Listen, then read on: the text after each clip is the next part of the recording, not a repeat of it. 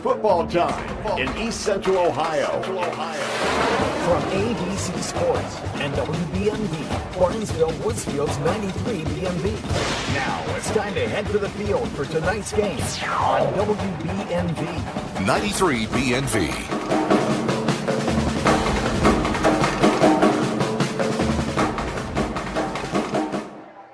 Good evening, everyone, and welcome to Barnesville Stadium, where tonight the Barnesville Shamrocks take on the George Washington Patriots out of Charleston, West Virginia. This is a one-time shot until Barnesville gets into the Buckeye 8 next year, where they will have some different games that are more mandated by the league. But the game tonight starting 7:30 because of the long distance that GW or George Washington had to come up here all the way, as we said, from Charleston, West Virginia. I'm Mark Brown with Jeff Stevens, and Jeff, tell us a little bit about the school. We've talked about them. I mean, it's a big school, but Barnesville playing now 4 West Virginia schools in a row, mostly because they couldn't find anybody around here that would play them. Yeah, George Washington's a very big school. They have almost 1,200 students in their high school. So that would, figure out, probably 250 to 300 graduates each year, much bigger than what Barnesville is. Excellent football program over the years. Their head coach, Steve Edwards Jr., is in his 30th year as the head coach. They've got an excellent program down there. And if you look back, I looked some information up. One of the more famous graduates of George Washington High School is the Hollywood actress Jennifer Gardner. And she graduated from George Washington. And they also had a young man named Ryan Switzer that went on and played in the NFL a few years back. But very good football program, about 2.5-hour trip. So we're just glad to be able to get to this game. They are 4-0 for the year. Now the naysayers will say, yeah, but 2 of those teams are winless for the year. But on a given night, they're a big physical football team, a nice quarterback and a running back that can definitely run the ball. And we'll talk about that running back here in a minute. But first, let's go through our sponsors here. Sure. Here during our pregame, we'll bring you live coverage of the national anthem. That is brought to you by Southeastern Ohio Credit Union. Our in-game kickoffs will be brought to you by Valentine Insurance. All first downs sponsored by Bicon Services. Trips into the red zone by J&M Electric. All touchdowns sponsored by Kemp Insurance Agency. Scoreboard updates throughout the night by Surgent Construction. And during the course of the day, the night here if you're watching the video on YRP TV, those instant replays sponsored by High Street Seneca. And post-game, we will have a Barnesville Player of the Game sponsored by Dairy Queen here in Barnesville. And also one player from Barnesville to be awarded with a Defensive Player of the Game sponsored by Rock's Pizza here in Barnesville.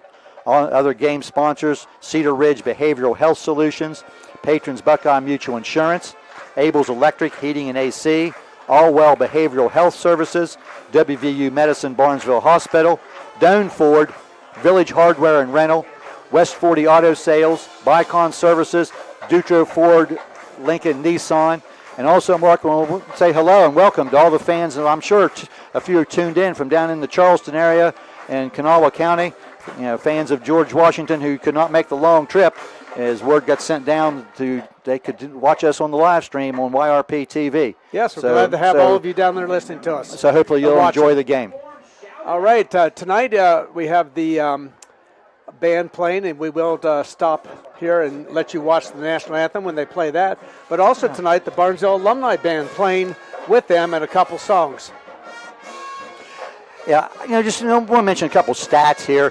For Barnesville this year, leading rusher Trey Tolliver checks in at 718 yards rushing for the year and 13 touchdowns, and Kobe Jones at 337 yards rushing for the year and 6 touchdowns. Quarterback Cole Francis has thrown for 559 yards and 7 TDs, and leading receivers are Phoenix Graham and Colt Carpenter. For the Patriots of George Washington, their quarterback, Cy Persinger, is a senior. He's thrown for 371 yards for the year, 5 touchdowns. Their leading ball carrier is just a freshman. He'll wear number 11, Jaden Black. That's 577 yards rushing for the year. Leading receivers, Samaji Wesley and Kai Martin. We'll say this about the young man, Jaden Black. He broke a lot of records in junior high down in that area. but obviously they knew he was going to be good. The first game of the year against Spring Valley, he carried the ball 32 times, including 11 on their first possession of the game. So obviously, he's the go-to guy, and so both teams with good running backs that will be keyed on by the opposing defenses. And also, they have an extremely large young man on the offensive and defensive line, Jeff. Right, he'll wear number 63. You'll be able to pick him out there easily. Elijah Crayson stands at 6'8" and 425 pounds. And they run in behind him on the right side quite often. And speaking of large men, I want to welcome Tim Moxley, former Barnesville star back in the 80s. Played for Ohio State and the Washington Redskins, and he is here tonight.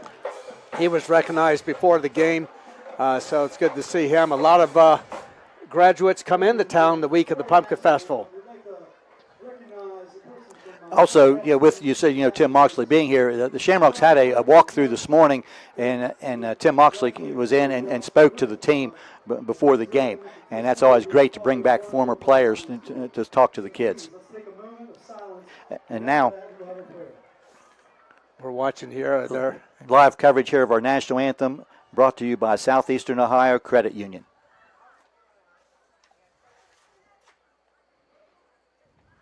Thank you. Bow, if you please. Dear Heavenly Father, we thank you for this beautiful day and the opportunity to gather together for the great game of football. We are thankful for the players, coaches, officials, cheerleaders, band members, and all the fans who have joined us tonight to celebrate competition, community, and fellowship. Lord, we ask that you keep all players safe from harm and injury this evening. May the spirit of good sportsmanship guide both teams as they compete with integrity and respect. We also pray for safe travels home for our guests from George Washington High School. Father, we lift up everyone in attendance, reminding us that while we cheer passionately, this is a game played by youngsters, and we need to show good conduct and respect toward one another. We thank you again for this opportunity and give you all the glory. In Jesus' name we pray. Amen. Ladies and gentlemen, please remain standing as we honor our country with the playing of our national anthem, followed by the Barnesville alma mater.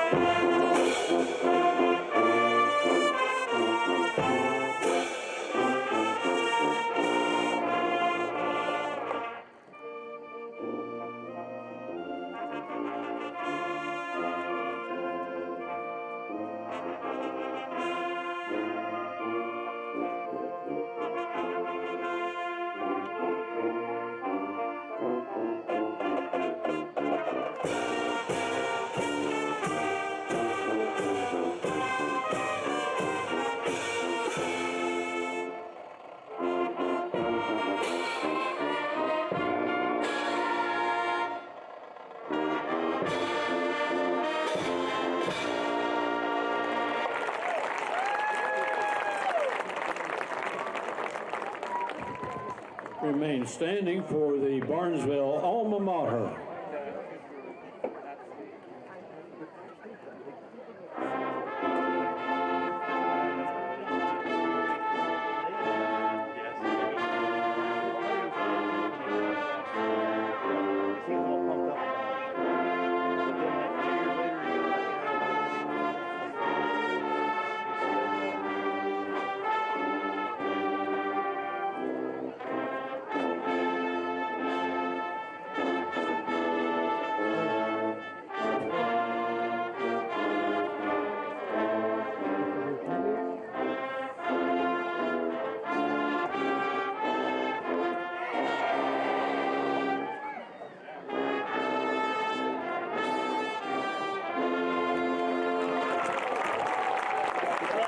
29 years, Patrons Buckeye Mutual Insurance has proudly provided coverage for homes, farms, and families across Ohio. Our commitment to reliable, affordable insurance is something you can count on. Agents who write for us can be found at patronsbuckeye.com. Whether you're protecting your home, your land, or your legacy, we offer personalized service and true hometown care. Trust a neighbor. Trust experience. Trust Patrons Buckeye Mutual. Visit us at 16050 McConnellsville Road in Caldwell or find us on Facebook. Coverage that cares, close to home.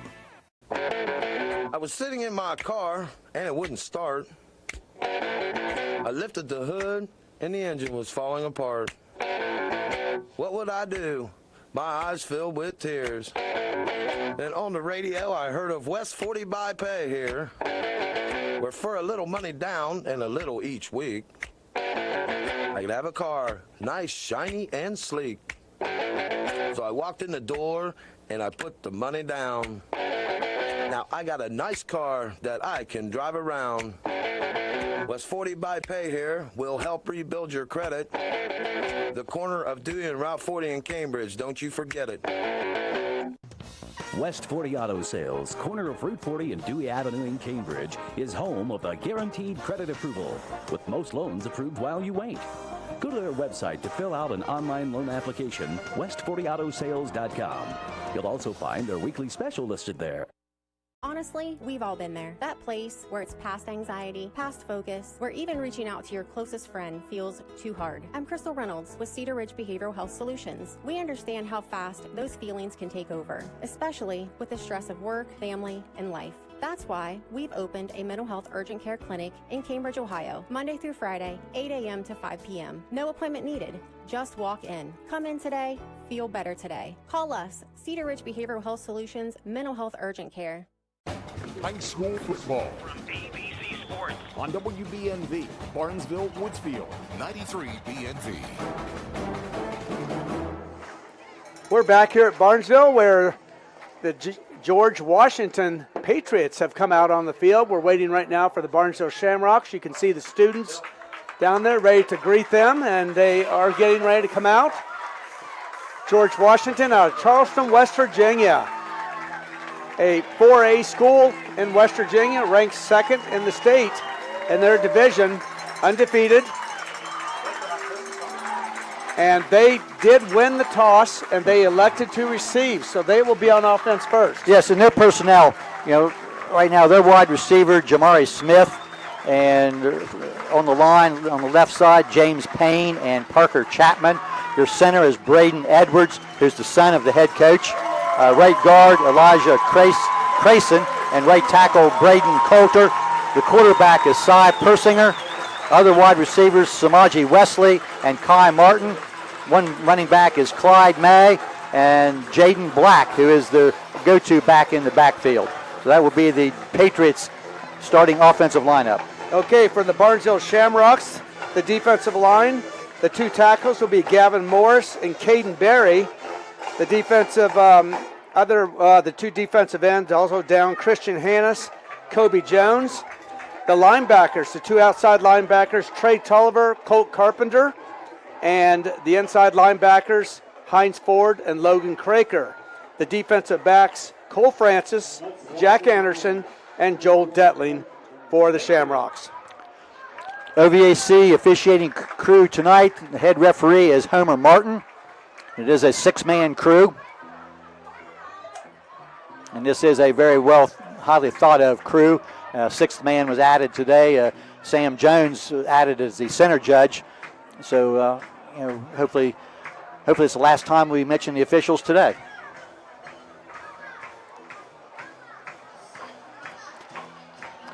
As we said, Barnesville this coming week, we'll mention this a couple times, not on the air. They're playing Thursday night against Wheeling Central, and that's Thursday. Next Friday, here on WBNV and YRP TV will be Shenandoah at Monroe Central. And I mentioned it also next week, that Thursday night game at Wheeling Central will be televised on WTOV. It'll be Fox 9. And that's their game of the week. The game of the week, and that game, Wheeling Central plays their home games. They're on the campus of Wheeling University. Formerly Wheeling Jesuit. Clock running down, and we're just moments away from a Valentine Insurance kickoff to start this game. Let's say Barnesville will kick. Luis Garcia will tee it up at the 40-yard line.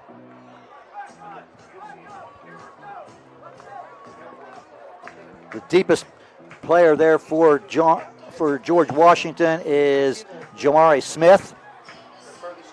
He's a wide receiver, starting wide receiver. Down about his own 10-yard line. Number 6, Jamari Smith, is the deep man for the Patriots. And officials waiting for the clock to run down. It now has expired. And that must mean it's 7:30 and time to go. If you tuned in earlier wondering where are those guys, because of the George Washington travel, it was agreed upon to start this game at 7:30.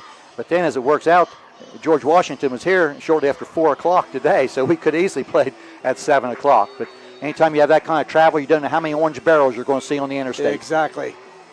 And this will give us a chance to follow some other games in the area because they will be at least a quarter, maybe 2 quarters ahead of us. Yeah, give us a as few. we get some updates. Yes, some Surgeon Construction scoreboard updates, maybe a little bit more tonight. But here we go. Kick hits and rolls down. It's still rolling in the end zone. That's a free ball, and finally goes out of bounds in the end zone. Wow. What a risk that George Washington took there by letting that ball roll, and it went into the end zone and then out of bounds. That's a touchback, meaning the Patriots will put the ball in play at the 20-yard line. Yeah, I was sort of surprised there. Cohen Showalter just let it go by him and kind of watched it. Well, if that ball stops, then there's going to be a foot race to the ball, but you never know where that ball is going to bounce to. But that, good position as far as the defensive starting point. Anytime you can get a team starting at the 20-yard line. The quarterback is Persinger, Cy Persinger. And Jaden Black is behind him. He goes in motion, resets out to the left. No, backs in the back. The Persinger keeps it up the middle. And short gain. That was a keep all the way. Christian Hannes. We'll give him about 4 yards on that, Jeff, or 3.5. I gotta say 4. Gavin Morris, one of the tacklers, which, as you say, out to the 24-yard line, pick up about 4 yards on the play. Again, Black goes out and resets to the left. 2 receivers left, 2 to the right. Persinger alone. This is Black in motion. Fakes to him, now keeps it up the middle, and a nice gain out across the 30, and that's going to be a first down by Persinger, and that is a Bicon Services first down. Pick up out to the 31-yard line, pick up of about 7. Well, when you know the defense is keying on number 11 in the backfield, put him in motion, do some different things, and let the quarterback run. Persinger, has run the ball some this year. He, has about 150 yards rushing coming into this game through 4 games. And also, this is probably the first time this year that Barnesville is going against a line that is pretty much equal to them in size. Again, shotgun formation. Persinger drops. He wants to throw. A quick out, incomplete. Intended there for Jamari Smith. Ball's a bit underthrown.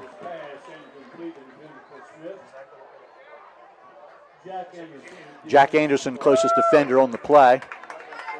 Jack Anderson tried to get around Smith to get that ball, and I don't know if it's intentional or not, but was actually blocked a little bit, so he didn't have a chance at the interception. Second down and 10. Just underway here, just over a minute into this game. Initial possession here by the George Washington Patriots. Again, there's a handoff. Black in the middle, nowhere to go. Absolutely nothing. He's stacked up. I'm not even sure that he got back to the line of scrimmage. And there's a whole bunch of green jerseys on that play. Kobe Jones, one of the last ones up. And that's going to bring up third down and 10. We'll be generous and say no gain. Yeah, it may have lost a foot or so, but officially it is no gain, so that'll bring up third and 10, as you said. Ball on GW's 31. Barnesville with an extra defensive back in. Patriots now with 3 receivers wide left. 2 to the right. Yeah. Persinger drops to throw, has time. Flag down. Long pass downfield is going to be caught. And that is a completion, but this one is going to come back, I'm quite certain. Kai Martin is the receiver on the play. He got behind the defensive back, and he's going to be down, past the 20. But as quickly as that flag went in, I'm going to say this is a holding call against the Patriots. Personal foul. Offense, number 59. They called a personal foul rather than a holding call, but the difference between that, personal foul is going to be 15 yards, and that's going to take it back to the 15-yard line and bring up 3rd and 25. So the first big play of the game, or first big break of the game, goes in favor of the Shamrocks. That's a 50-plus yard completion that will be wiped out by the personal foul. Well, a little bit concerning there, though, is how open that receiver got from Barnesville's defensive back. And we can be quite certain that the Patriots also noticed that.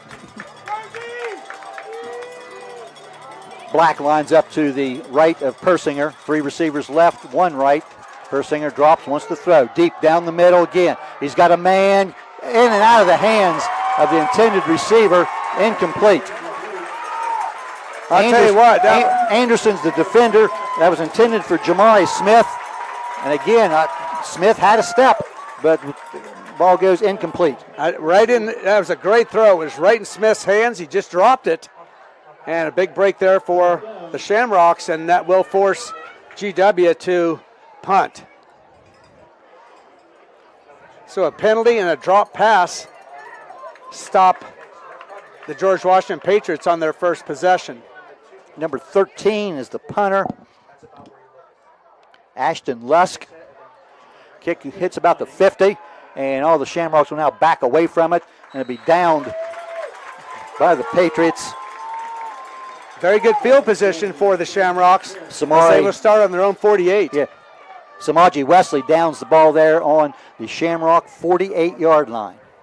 And that is, as you say, Mark, good field position. Shamrocks first and 10 from their 40. And I think many times this year, if not every game, the Shamrocks have scored on their initial possession.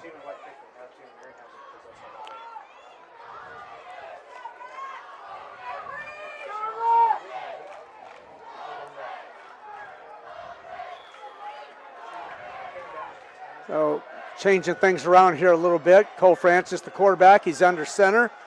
Kobe Jones, fullback. Trey Tolliver, the tailback, and he gets it.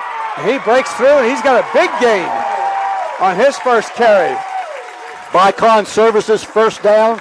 Trey Tolliver down to the 38-yard line. 14 yards. 14 yards on the first play.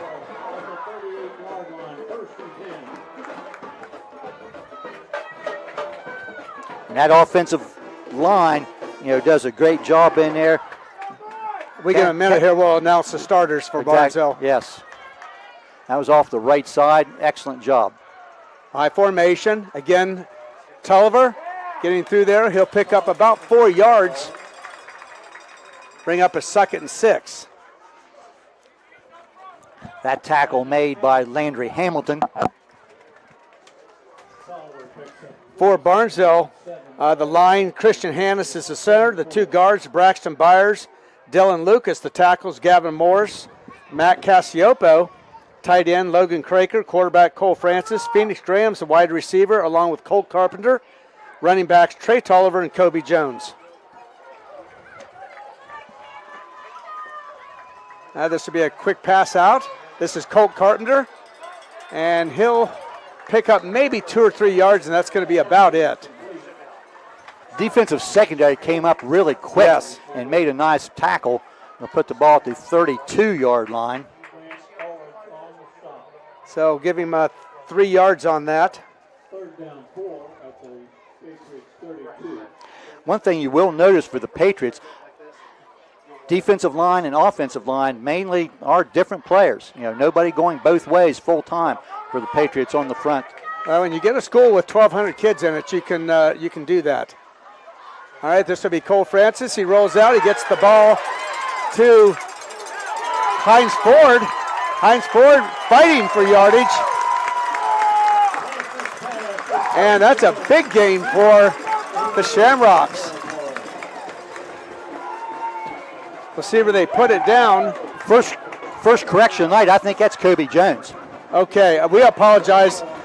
We can not tell the 8 and 9 apart from here. Bicon Services, Okay. first down, a pickup of 17 yards. Yes. Down to the 15-yard line.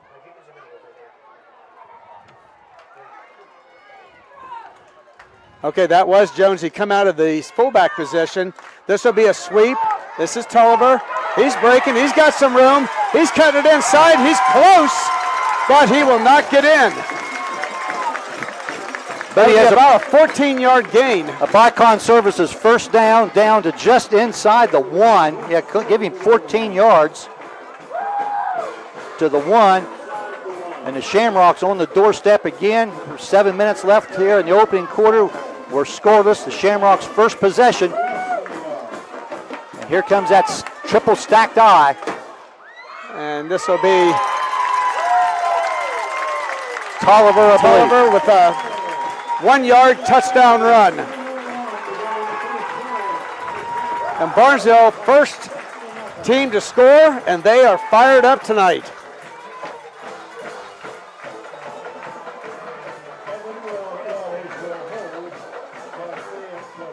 Luis Garcia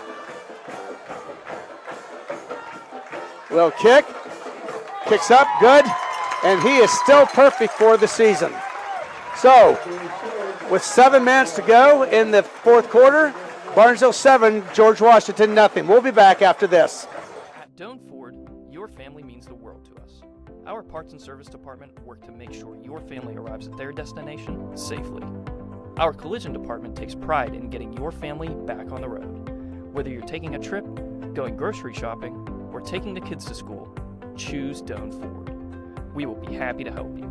Stop in and see us today for all of your parts and service or collision needs.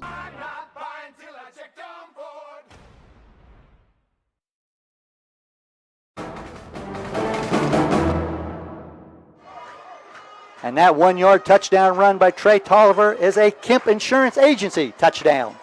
And 7-0 Shamrocks 5 minutes into this game. And the Shamrocks again scoring on their initial possession. And also, one long run down there, and I didn't mention this, that got us into the J&M Electric red zone. I don't know what we're going to do with you, Jeff. And now we've got a Valentine Insurance kickoff.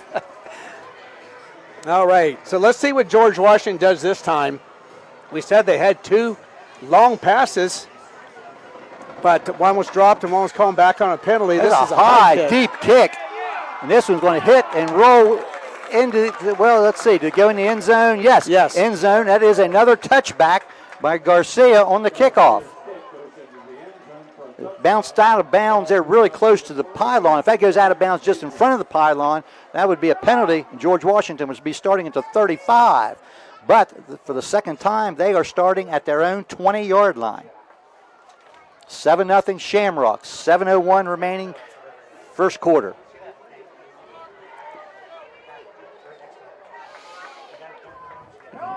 Running back for the freshman, number 11, Black, to the right of Persinger. Persinger wants to throw. Downfield, complete. Tackle on the far side by Craker. Davis.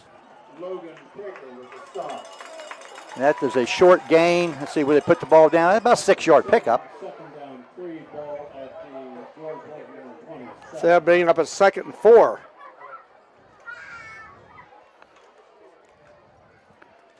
Davis not a starter. Again, 3 receivers this time to the right, 1 to the left. Persinger to throw once again. Deep down the middle, going deep, and the ball is just overthrown out of the reach of the intended receiver. Well, they're going really deep. Their receivers are beating Barnesville's backs. Kai Martin. They're going to connect on one of these. Yeah, Kai Martin was the intended receiver.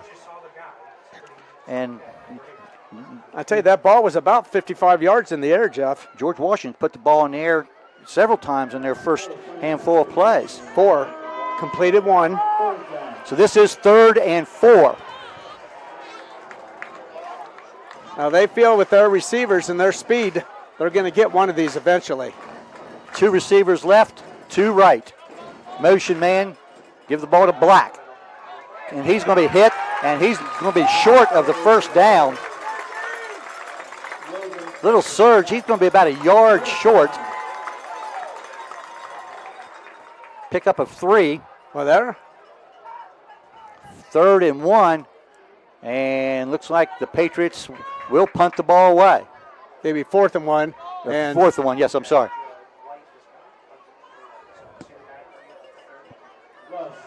Colt Carpenter, the only player back. They're just going to make sure they don't try anything tricky here with these receivers out.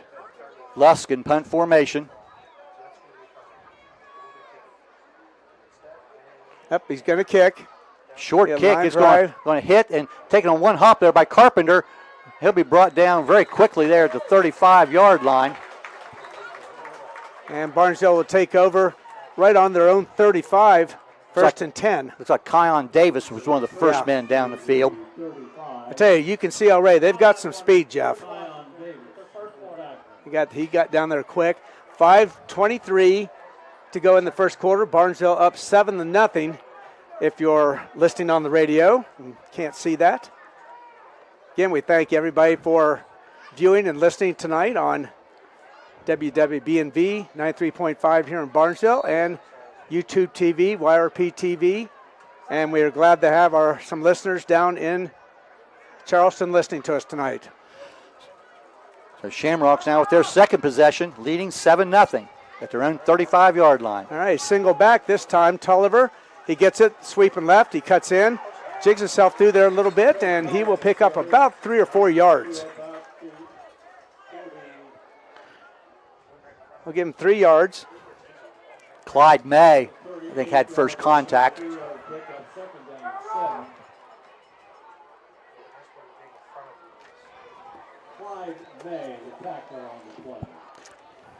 You know, good inside linebackers there. Clyde May in the middle, Casey Adkins, and Derek Valentine. How about that? Valentine, a defensive player here for the Patriots, and we have our Valentine Insurance kickoffs. All right. All right, Tulliver again, a little bit of a hole. No, that's...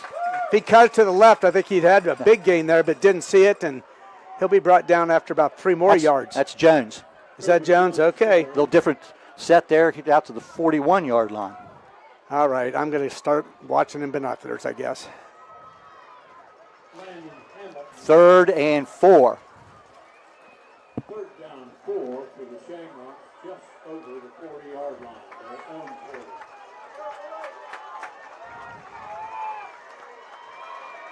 Tolliver in the eye. All right, he'll roll out to the left.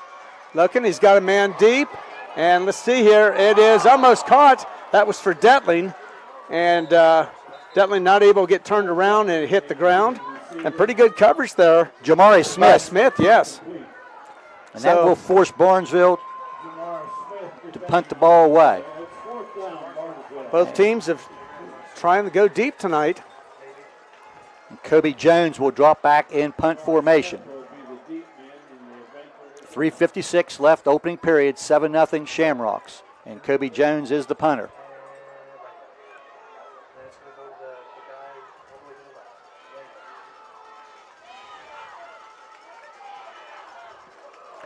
Oh my gosh, yes, this kick is straight up in the air. It's going to hit him. It's going to take a Shamrock roll. This is unbelievable. It's going to roll dead to the 26-yard line. That ball went straight up in the air, probably initially hit the ground about 7 or 8 yards past the line of scrimmage. And it's going to roll dead now to 26. That's going to be like a 34-yard, about 33, 34-yard net punt. About 5 of that was in the air and the rest of it on the roll. So the Patriots taking over, 1st and 10 on their own 26. This will be their 3rd possession and their best starting position, as their first 2 possessions both started at the 20. Give the ball to Black. Bouncing out to the left side. He's going to be hit and brought down.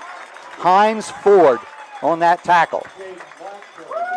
And that's a short gain of maybe 2, maybe 3. See where they put. Give him 3 yards. 29-yard line, 2nd and 7.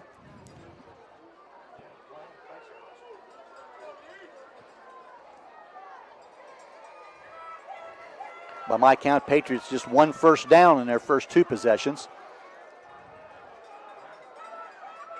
Persinger wants to throw. Quick out, complete. But very little gain. Gang tackled there by a whole bunch of green shirts.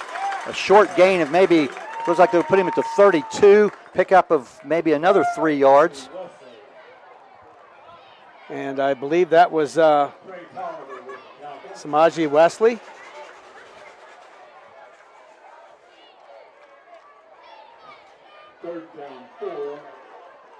Ball at the 32-yard line. 3rd and 4.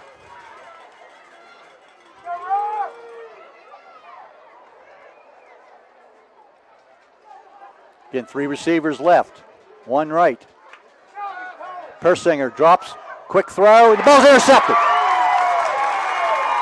Trey Tolliver makes his presence known on defense with a pass interception brought down immediately, but the Shamrocks will now be at their Patriot 42-yard line. Tolliver just back in that zone, just played off a little bit. When he saw the ball thrown, he just stepped right in front of it. So Shamrocks, good field position here. We'll see if they can take advantage of it. This is their first possession that has started in Patriot territory. Logan Craker, the tight end, goes to right. And this would be a pass. And, just overthrew him a little bit. And I believe, was that Jones? Ford. Ford, okay. Little halfback look pass there and intended downfield. He's looking at Colt Carpenter, and ball just a little bit overthrown. And you see that so often, Mark. After you get a big turnover by the defense and in good field position, you go for a big play right away. And this time it just does not connect. So 2nd and 10, Shamrocks. And now Tolliver, he's going to go into the flanker position to the right. He'll go in motion. He'll get the ball, cut it inside. He'll pick up about 3 yards. He'll be inside the 40-yard line, but it is not a first down. Jude Wisniewski, one of the tacklers, into the 39-yard line. So 3rd and 7 for the Shamrocks. Still about 1 minute and 40 seconds remaining in period number 1.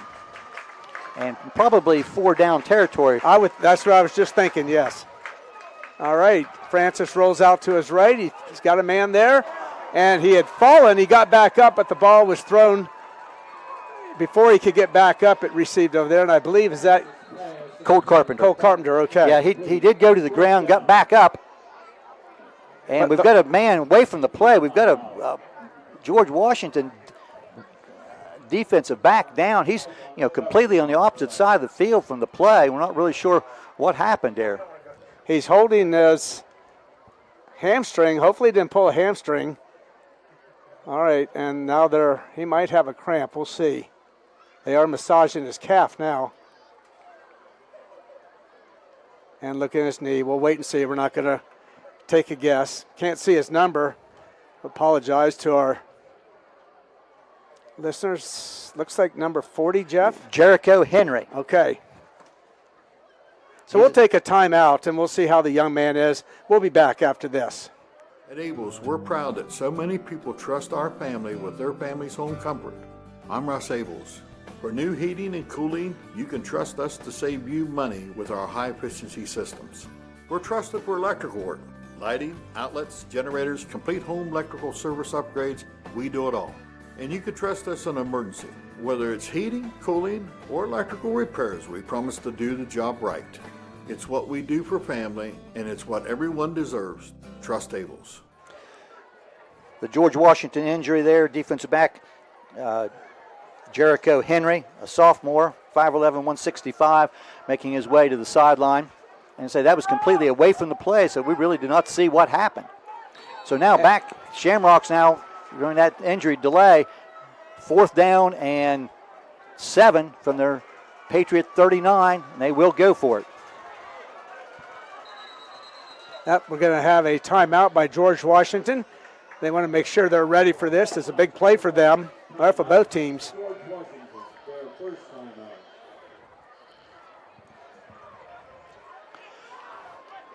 Let's see if we can get some other scores here.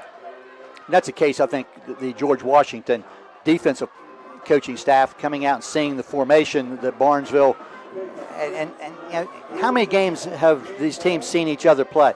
With YouTube and everything else, I'm guessing that each coaching staff has seen every game played this year. I saw one GW game here earlier this week that I watched. So if I can find a game, I'm sure Coach Allen can find the games. Well, with most of them being here, they can go back and get them. And they just turn down the sound. They don't have to listen to us, and they can watch it. And they, you know, and the coaches, trade films back and forth to most coaches. So 4th down and 7. Shotgun. It's a short punt. Yeah, Francis, a little quick kick, and the ball's going to hit down around the 10-yard line. And they'll little push punt there and go down to the 9 or 10, where George Washington will take over. Cole Carpenter downs the ball. Cole Francis didn't have very much depth there. It almost looked like he nearly hit one of his linemen, and that rolls down to the 10-yard line.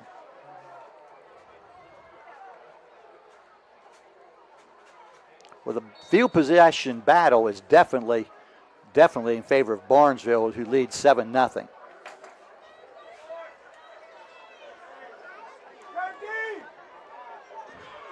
Again, one back beside the quarterback. Hand off to Black in the middle, and there's not much going on there.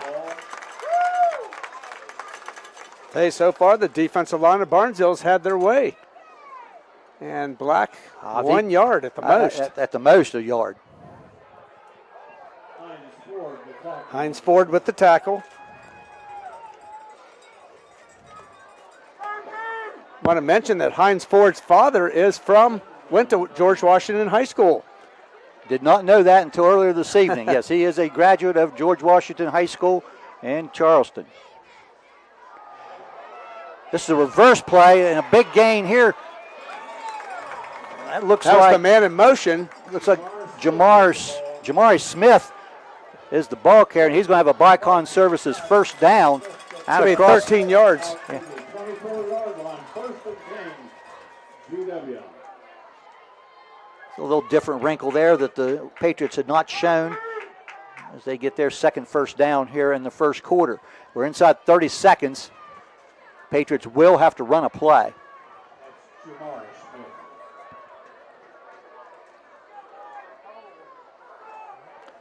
Hand off to Keep. This is Persinger, the quarterback. He's going to be met there by Craker, but he's still going to surge forward to about the 30-yard line. He's going to pick up near 6 yards. And that's going to take us to the end of quarter number 1. Barnesville Shamrocks 7 and the George Washington Patriots nothing. Back with quarter number 2 next. School's back. For some, things may feel overwhelming. Allwell is here to help you find a healthy balance. Our behavioral health services can keep your mind on track, while our primary care services can keep your body healthy. Our mission is to help people feel better, think more clearly, make good decisions, and have healthy relationships. We have offices in Zanesville, Coshocton, New Lexington, McConnellsville, Caldwell, and now on Wheeling Avenue in Cambridge. Visit us at allwell.org. Be well, stay well, all well.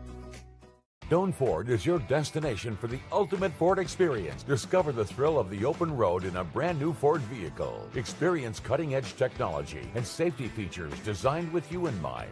Whether it's the versatile Ford Escape SUV, the powerful Ford F-150, or the stylish Ford Bronco, you'll drive away with confidence, knowing you've made the right choice. Quality, service, and trust. That's the Doan Ford experience.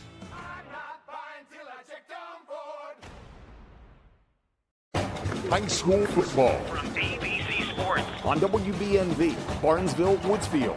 93 BNV. Surgeon Construction. Yeah, we won't. Yeah. Second down and 4. The Patriots' initial play here of quarter number 2. Shamrocks leading 7-0. Hand off to Black, straight ahead.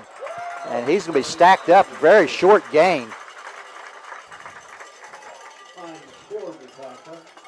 Once again, Hines Ford. I'll tell you, Caden Berry also getting up off that pile. Pickup of only about a yard. Well, right now I've got Jaden Black carrying the ball 5 times for 8 yards. Caden Berry at 6'4", 340 is lined up opposite the big man for the Patriots at 6'8", 425. Probably the first time Caden Berry's ever been lined up against a kid bigger than him. This is Black straight up the middle. He's going to get his first down. Just nearly shot through there. Somebody had a hold of his foot that tripped him up. He crossed the 35. That is a Bicon Services first down out to the 38-yard line. Yeah, 7-yard gain for Black. First and 10. GW.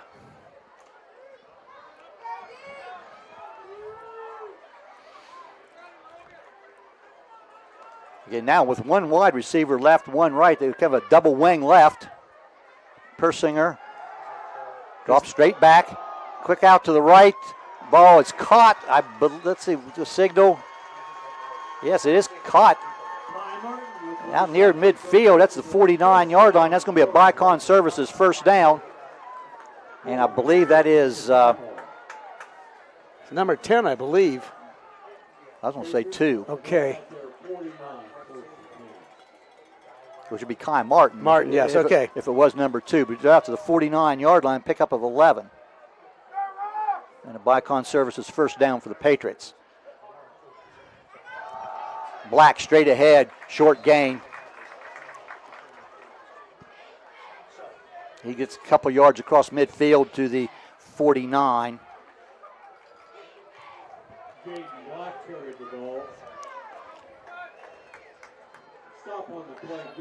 Longest GW possession of the game. This will be play 8 of this possession.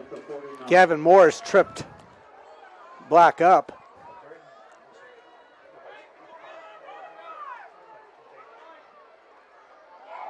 Black again off the right side. Short gain. Logan Craker over there on that, and I think Hines Ford. They'll put him down at the 46-yard line, pickup of about 3. 3rd and 5.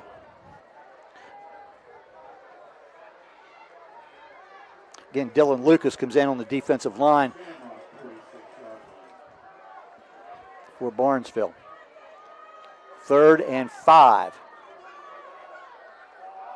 It's going to be 3rd and 1 as the Shamrocks are going to be flagged for an encroachment offside call prior to the snap. And that changes the play call greatly. What? Yeah, he said first down, but I don't think it. Yep, they're going to go ahead and move it and call it a Bicon Services first down. It was 3rd and 5. Is the ball now at the 41-yard line. Each team now 1 penalty so far this evening.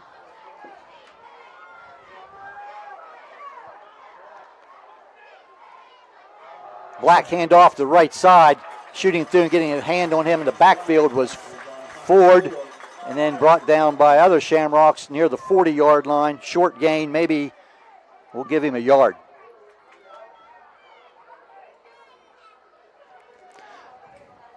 Some of the coaches I talked to here from Barnesville earlier indicated thought that Hines Ford was very close to 20 tackles last week in the game.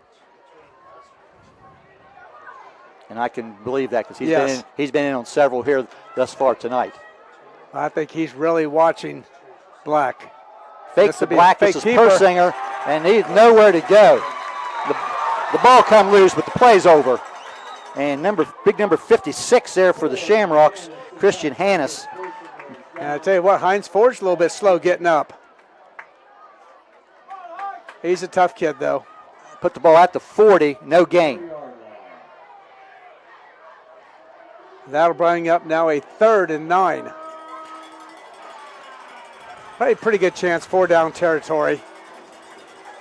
Yes, I would think probably. Of course, we thought that was Barnesville, and then they had a 4th down quick kick on their possession here at the end of the first quarter. 3 receivers right, 2 left. Persinger Has time, wants to throw. He's going deep downfield, and the ball is caught. And waiting for a signal. The officials are going to talk about it. The ball's caught by the Patriots. There is a penalty down there. A penalty. This may be a pass interference call on the Well, I think they're going to call offensive pass interference. No, and they call it on the number 2, Kai Martin, who caught the ball. I'm not sure if he got into the end zone or not, but they have called him for offensive pass interference. Now, he was in the end zone for a touchdown that is not a touchdown. It's a 15-yard penalty. So this is the second time tonight the Patriots have had a big offensive play called back because of penalty. This is now 3rd down and 24. I'll tell you what, the George Washington coaches are not complaining at all, so they must have been able to see it.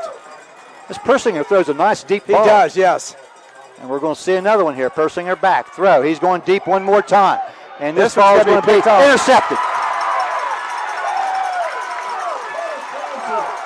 This is Francis out across the 35. He's going to go down near the 40. Cole Francis with that interception. The second Shamrock interception of this game. Now that ball was underthrown. Francis, good coverage there, but he was able to come back. The receiver was still going, and he saw it was going to be underthrown and came back to the ball. So Francis returns the ball now out to the 39-yard line, and that's where Barnesville will start this possession. Shamrocks leading 7-0. 7:34 left, second quarter.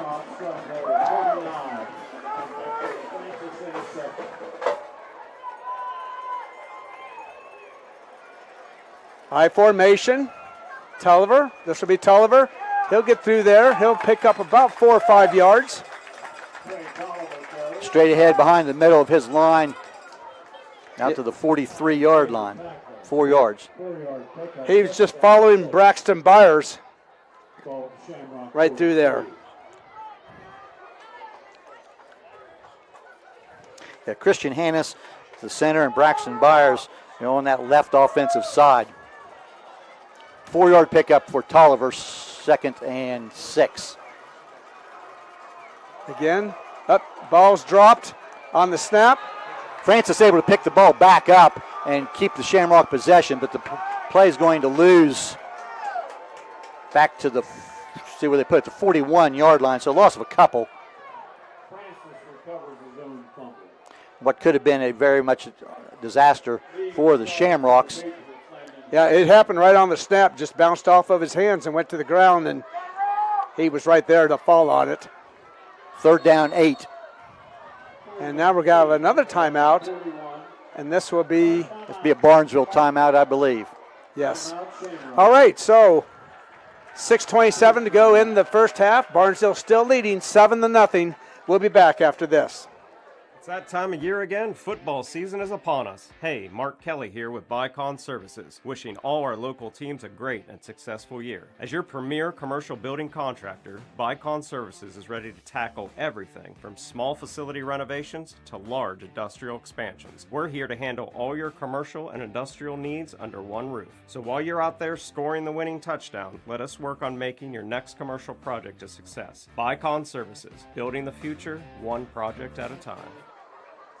We're back here at Barnesville. We'll go through some other scores here real quickly. Right now, Wheeling Park up 14-7 on St. Clairsville. Buckeye Trail over Tuskegee Central Catholic, 16-0. Fort Fry 10-7 over Caldwell. Monroe Central now 41-6 over Magnolia. That was Barnesville's win last week. Union Local 14-6 over Beaver Local. That was sponsored by Surgeon Construction sponsors our scoreboard updates. Also, Meadowbrook over John Glenn at halftime, 20-7. Wow, that was a nice play there. Screen pass to Kobe Jones. Hines Ford. Hines, okay. Okay, anyway, if he had not been tackled there, he would have definitely had a big game. Yeah, 42-yard line, pickup of a yard. And that will be a punt for the Shamrocks.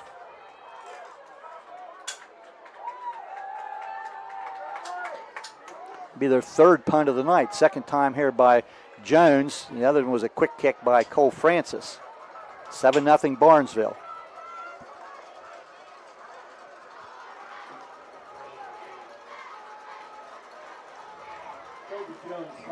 Very high kick, short, is going to hit about the 30 and take a Shamrock roll inside the 20, inside the 15, still rolling down.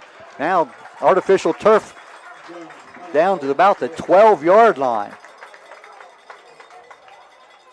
That's a 12-yard line.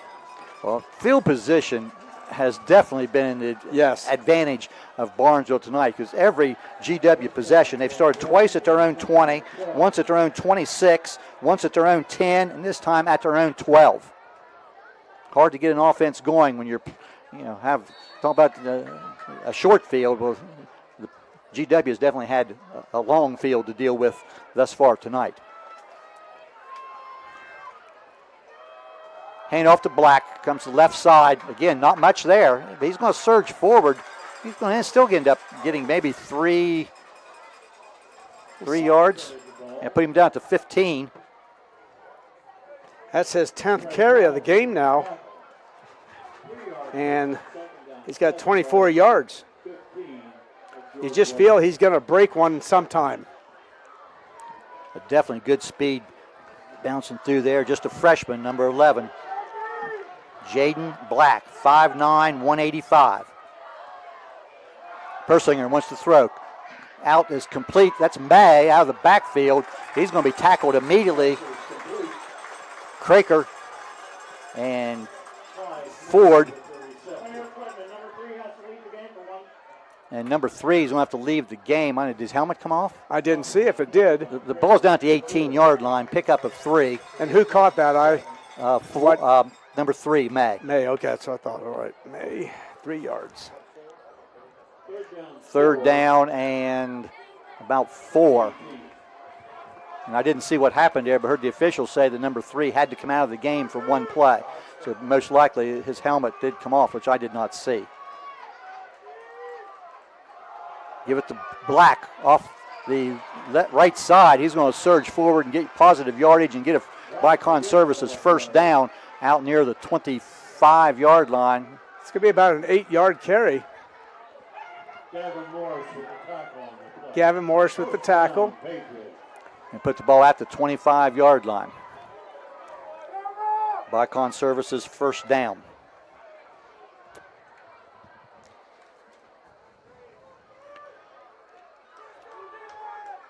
Three receivers now to the left, one to the right. Black in the backfield to the left of Persinger, the quarterback. Persinger wants to throw. Has time. Quick out is to Black, I believe. It is Black. He's forced out of bounds there after a very short gain. They'll put it down at the 33-yard line. That was Colt Carmer with a nice tackle. Or it's not the 33, the 28-yard line. Pick up 3. It's the 28-yard line. Second down 7 from the Patriots, 28. Number 3 receivers again here to the left. Persinger wants to throw. He's going deep downfield. He's got a man just out of the reach of the intended receiver. It's incomplete. Cole Francis on the coverage. There is a flag down at the line of scrimmage. Kai Martin, the intended receiver.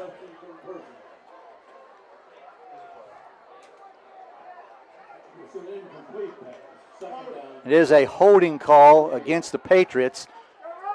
Flag on the play. Decision, I think you take the penalty, 10 yards. It would have been 3rd and 8, but you have to take the 10-yard penalty. Back to the 18-yard line. Second down over, but about 17 yards to go. 3:24 left on the opening half. It's 7-0 Barnesville. Persinger, a little delay, hands off to Black. Has some running room, breaks a tackle. Now across the 30, bounces the outside, and he's going to be forced out of bounds on the far side across the 35. That's going to be a Bicon Services first down and the biggest offensive play by Jaden Black in the game. 18 yards. first down, ball at the 38. At the 38-yard line. That is a Bicon Services first down. Patriots working quickly. We have a flag at the snap, and that's going to be on the offense. Because if it's on the defense, it would have been whistled dead immediately.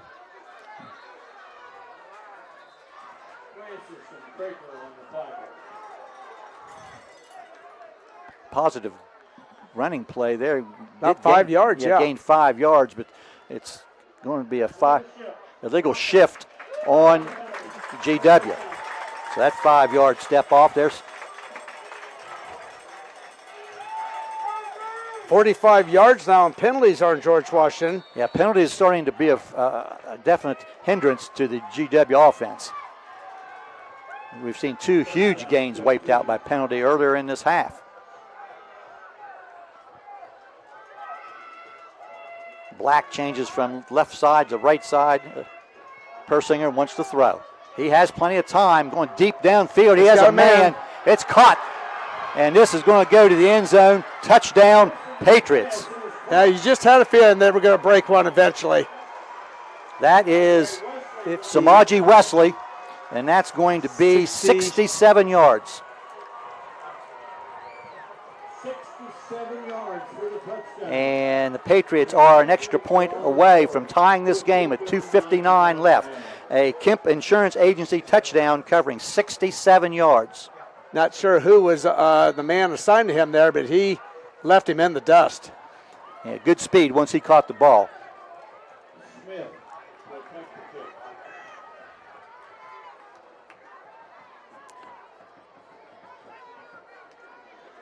Extra point kick down and looks good and is good.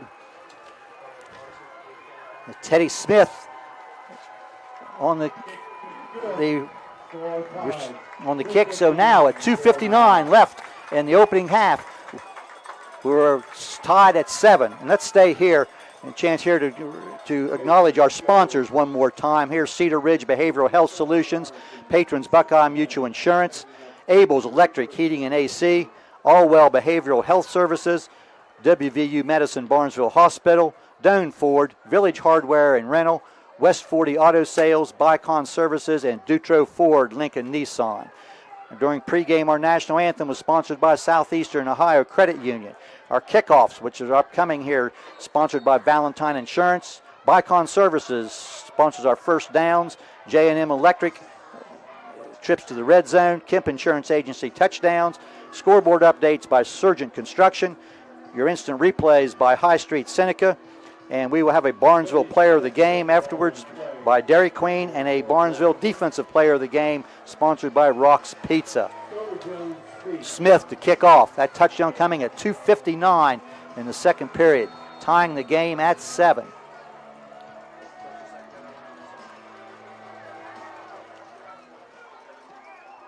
This will be a squib kick. Picked up by Colt Carpenter, I believe. Yes, and he's got some room. Nice return by Colt Carpenter. He'll take it beyond the 50-yard line.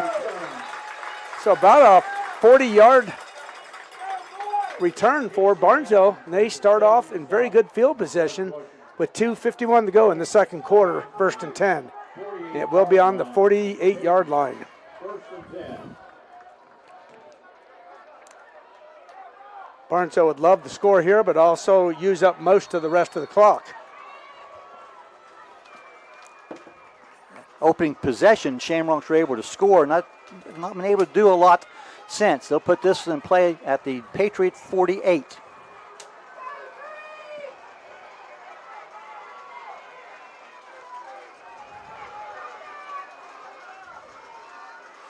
This will be Tolliver. He'll go up, he'll pick up, go to the middle, he'll pick up about 4 yards. Landon Hamilton, the tackle. 3-yard pickup, 2nd down, 7.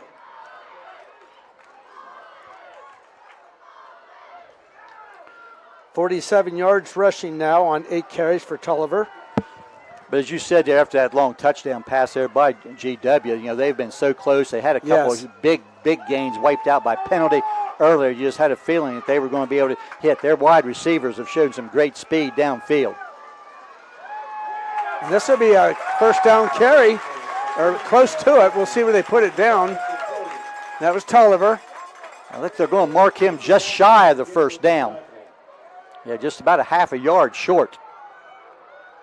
So it'll be a 3rd and 1, and really 3rd and just inches. The ball at the just shy of the 38-yard line. They need to the 38, 3rd down and less than 1. Power I formation.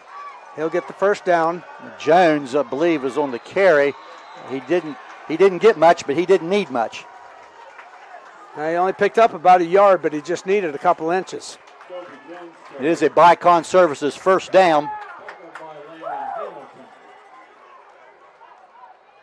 So fresh set of downs for the Shamrocks. They're on the GW 38-yard line. 1:30 left here before halftime. Shamrocks with 2 timeouts remaining. Clock is running. 2 receivers left, 2 right. All right, Francisco rolled to his right. He's looking. He's got a man. That's Colt Carpenter out there. Colt will pick up some yards, throw his man aside, and get pushed out of bounds. That's a stiff arm by Colt Carpenter down to the 20, probably the 21-yard line at Bicon Services first down. That'd be 22-yard line, so let's give him 16 yards. 16 yards, yes. Out of bounds also is key there by Carpenter's at the 22-yard line. That stops the clock at 1:08. Barnesville, 2 timeouts remaining.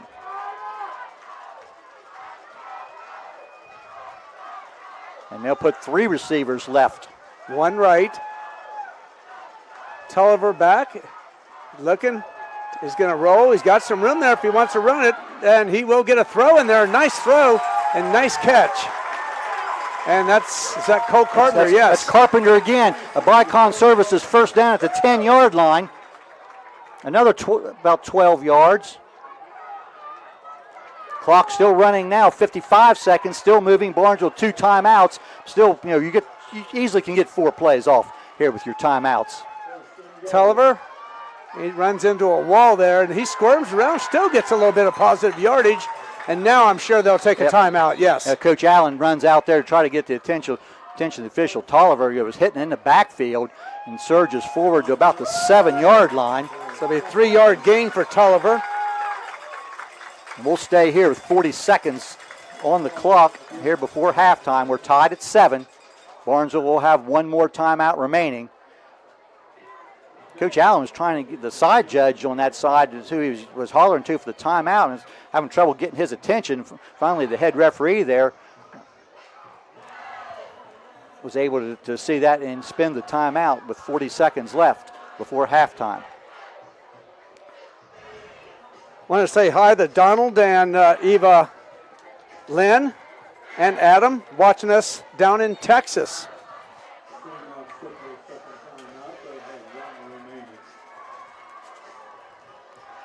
The ball will be at the 7-yard line. It's 2nd and goal.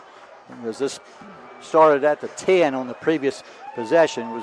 We are in the J&M Electric red zone.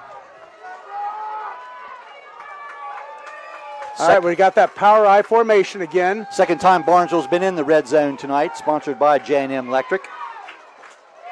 All right, they'll go sweep this time. And he's in for a touchdown. Tulliver, 7-yard touchdown. Trey Tulliver just put his head down and blew through people.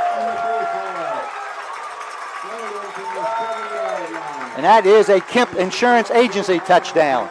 Trey Tulliver's 2nd touchdown of the game. 7 yards? Yes. That coming with 34 seconds left here in the quarter. Luis Garcia will try the PAT. Evan Wells holding. The kick is up. And it's good. So with 34 seconds left to go in the first half, it's now Barnesville 14 and George Washington 7. And that's it. That touchdown coming with 34 seconds left. George Washington won the toss, elected to receive. Barnesville will get the ball to start the 3rd quarter. So if they can make a stop here in 34 seconds, a chance to get that first possession of the 3rd quarter. 14-7 Shamrocks as we await a Valentine Insurance kickoff. That's a huge drive right there by the Shamrocks. 48, 1, 2, 3, 4, 5, 6 plays, 48 yards. And I tell you what, Jones, 2 or 3 plays there, that power eye, he had Tulliver, he had Kobe Jones and Heinz Ford leading him through there. And we saw that on that sweep there, too. Had those 2 out block in front of him. He's able to cut it in and power through for the touchdown. If you're watching this on YRP TV, that instant replay by High Street Seneca, though, you could probably see Tolliver just basically lowered the shoulder and just ran over anybody. And he didn't care if they had a green shirt or a white shirt on. He was just running over them to get to the end zone. So we'll see how the Shamrocks play this. Garcia to kick off. 2 kickoffs previously have both bounced into the end zone for touchbacks. There's absolutely no wind blowing. So your Valentine Insurance kickoff by Garcia. He kicks it high. It's not quite as deep this time, but it's going to hit about the 10 and be picked up at the 10-yard line. And a good job there on the tackle. Trying to see who that was. That was a good open field tackle. Is that Joel Detling? Evan Wells. Okay, Evan Wells, the backup quarterback. I believe making that tackle. Yeah, Jamari Smith was the return man who took the kick, and he's able to get up to the 20-yard line. And once again, GW starting in not real good field position. See if they decide to try to go long again, or if they're just going to give it to Black and hope he can break one. Yeah, they went 6 plays and 88 yards last time. They give it to Black. He'll be hit just past the line of scrimmage.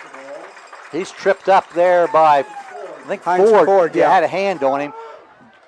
George Washington will spend one of their timeouts with 23 seconds left. They should have 1 remaining. We'll give Black 5 yards on that carry. Well, we have seen the wide receivers of GW here, Jamari Smith, Kai Martin, Samaji Wesley, get behind the Barnesville secondary. On that last possession, Wesley was able to make the catch and completed a 67-yard touchdown on the last GW possession. Barnesville comes back now and takes the lead with 23 seconds remaining. It is 2nd and 5 from the 25-yard line. Patriots 1 timeout remaining. They will come out of the timeout with 2 receivers left. 2 right, Black beside Persinger. Persinger looking to throw. Deep downfield, ball's going to be overthrown out of bounds into the GW bench. 18 seconds, 3rd and 5. Persinger is now 6 for 13 throwing the ball. All just 10 yards or under it, except for the 67-yard pass to Wesley for the touchdown. Coming into the first 4 games of the year, Persinger was only averaging about 14 passing attempts per game. He was 34 of 55 for 371. But again, the scores of some of those games, they did not have to throw the ball a lot. 3rd and 5. They'll hand the ball now to Black. He has nowhere to go. He'll be dropped by Craker, probably short of the line of scrimmage. And Barnesville, I believe, is going to call timeout. They're going to make the Patriots punt. Loss, they're going to lose a yard. Yeah, there's going to be a loss of a yard. So Barnesville spends their last timeout with 12 seconds on the clock.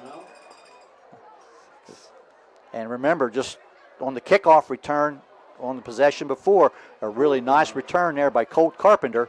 So this is a chance also, with 24-yard line and just 12 seconds left. If you've got a good punt block attempt and your call by your defense, you can go full force here, because even if you rough the kicker, it's probably not the worst thing in the world. You would hope, obviously, that you don't if you're Barnesville Shamrocks. So Carpenter looks like he will go deep, and just Carpenter.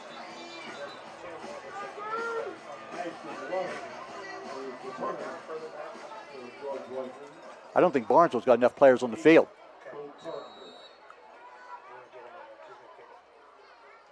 They don't. I believe they were going to get 10 men on the field. Kicks away, which is legal. You can have 10 on the field on defense. Carpenter picks it up at the 40, across the 50, And he'll be brought down just shy of the 40, slammed down very hard there by Wisniewski. So with 1.3 seconds, I'm almost certain that Barnesville only had 10 players on the field. Yeah, I started counting there, but then the punt was kicked, so I wasn't able to follow through. But it just something didn't look right. I think you are correct. Evan Wells started to go out, and one of the coaches grabbed him and didn't let him go. But said that's not a penalty, 10 on the field. Offensively, 10 on the field could be a penalty if it's the wrong amount of linemen. So 1.3 seconds, and Cole Francis will probably air this one out as far as he can throw it to the end zone. He'll roll to the left and back. He's just going to throw it like you said. Good throw. And it is intercepted. And now a chance for a return for the Patriots. Hit up the sideline, still on his feet. And he's going to be forced out of bounds. I think that's Kai Martin on the interception. He'll return it up to the 40-yard line, but time expires. We are at halftime. And a really, really nice first half we've had. At half, Barnesville 14, George Washington 7. Looking for an incredible deal on a new Ford, Lincoln, or Nissan? Come check out our vastly growing inventory selection and ask us about all the low APR options that are going on right now at Dutro Ford, Lincoln, Nissan. If a new vehicle isn't in the budget, let us show you a pre-owned alternative that is sure to fit all your needs without breaking the bank. We know with the running from work to practice or games doesn't leave much time for car shopping, so view our full inventory online 24/7 at dutrosauto.com. Best of luck to all the coaches and players this year. Have a safe and successful season from all of us at Dutro Ford Lincoln Nissan. At Village Hardware and Rental in Barnesville, we've got everything you need for homeowner, contractor, and commercial jobs. From trusted Milwaukee tools and everyday hardware to pro-grade Valspar paint, trusted color you can count on. Plus, we offer paint mixing, key cutting, special orders, and commercial services too. And now, introducing our officially open firearms and ammo department. Fully stocked, trusted, and convenient. Whether you're working, improving, or protecting, Village Hardware and Rental is your one-stop shop. Drop by at 265 South Chestnut Street, Barnesville. Village Hardware and Rental. We make it easy to build the world around you. WVU Medicine Barnesville Hospital provides a variety of inpatient and outpatient care close to home. Experience top-tier healthcare and cutting-edge technology, and a place where you are more than just a patient, your family. State-of-the-art facilities and a dedicated team of doctors and nurses are committed to providing exceptional care tailored to your needs. All of the skilled professionals use the latest technology to ensure you receive the best care possible. WVU Medicine Barnesville Hospital would like to wish good luck to the Barnesville Shamrocks. From the Ohio News Network, this is the Ohio Education Association Tonight in High School Football. Named Best Sports Program in the Country by the National Association of State Radio Networks. Tonight in High School Football is presented by Beck's Hybrids and by Ohio for Responsible Gambling. Now here's your host, Skip Mossick. Good evening, everyone, and welcome to Tonight in High School Football's Halftime Report. Tonight we'll talk some Western Ohio football, where Marion Local's win streak has now grown to 69. Our resident expert on the Midwest Athletic Conference is Jim Lachey, and we'll chat with Jim next on the Ohio News Network. Every day, farmers rise before the sun and put everything they have into a job so few can do. Their courage, resilience, and relentless work shape the legacies and future of our country.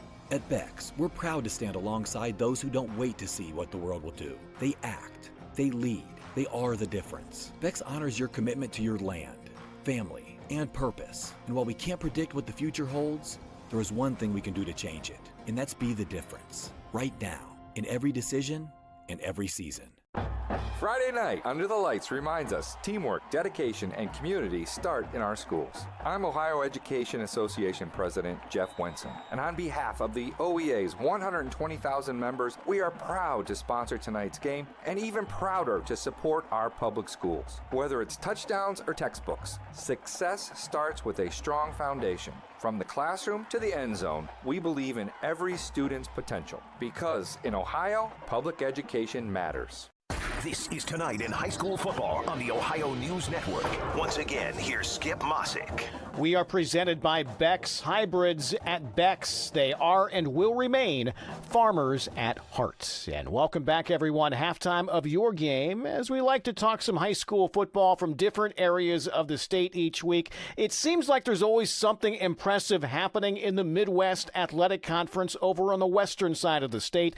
Our local expert on the MAC is former OSU All-American Jim Lachey, who played his high school ball at St. Henry. And Jim, wanted to ask you about Marion Local. Their 69-game winning streak. I can't even begin to comprehend a high school class going their entire career without losing a game. I mean, there's nothing really to compare that to, is there? No, it has been an amazing run that Marion Local has been on. I mean, just look back, since 2021, they've won 4 straight state championships, and now they're going for another one here in 2025, sitting here at 5-0. Also, they've won boys track the last 2 years, so it's not just football, and they've won basketball state champions. So they got a good group of athletes there, and this year it's no different for head coach Tim Goodwin, who, by the way, has a record of 328 wins, just 48 losses. He's been there for a while, but has done fantastic things. But they had to find a quarterback, and they found that in Brennan Hess. He's done a great job for them to get him to 5-0. They found a wide receiver in Cal Nagel, who had 4 touchdowns last week's game, also plays quarterback. A lot of these guys play both ways, which happens quite often in Division 4, 5, and 6. You see a lot of these guys that are on both sides of the ball. So they found a winning combination, and looks like it's continuing to go on. Well, Jim, you mentioned Tim Goodwin. I mean, it's not like he's beating nobodies over there. I mean, that league is so strong. 9 of the 11 schools have won football state championships. I mean, that's saying something. What can you point to as to why Marion Local has been so successful for so long? I mean, that's a small school. They've just had a great buy-in. I mean, again, a lot of these guys are second and third generations. They've seen their dad play, or heard stories about their dad play in high school. They've seen their brothers play. Now it's their opportunity to go out there and get it done. And, all they talk about is winning. But, a lot of that winning happens in the off season. They got a great weight room.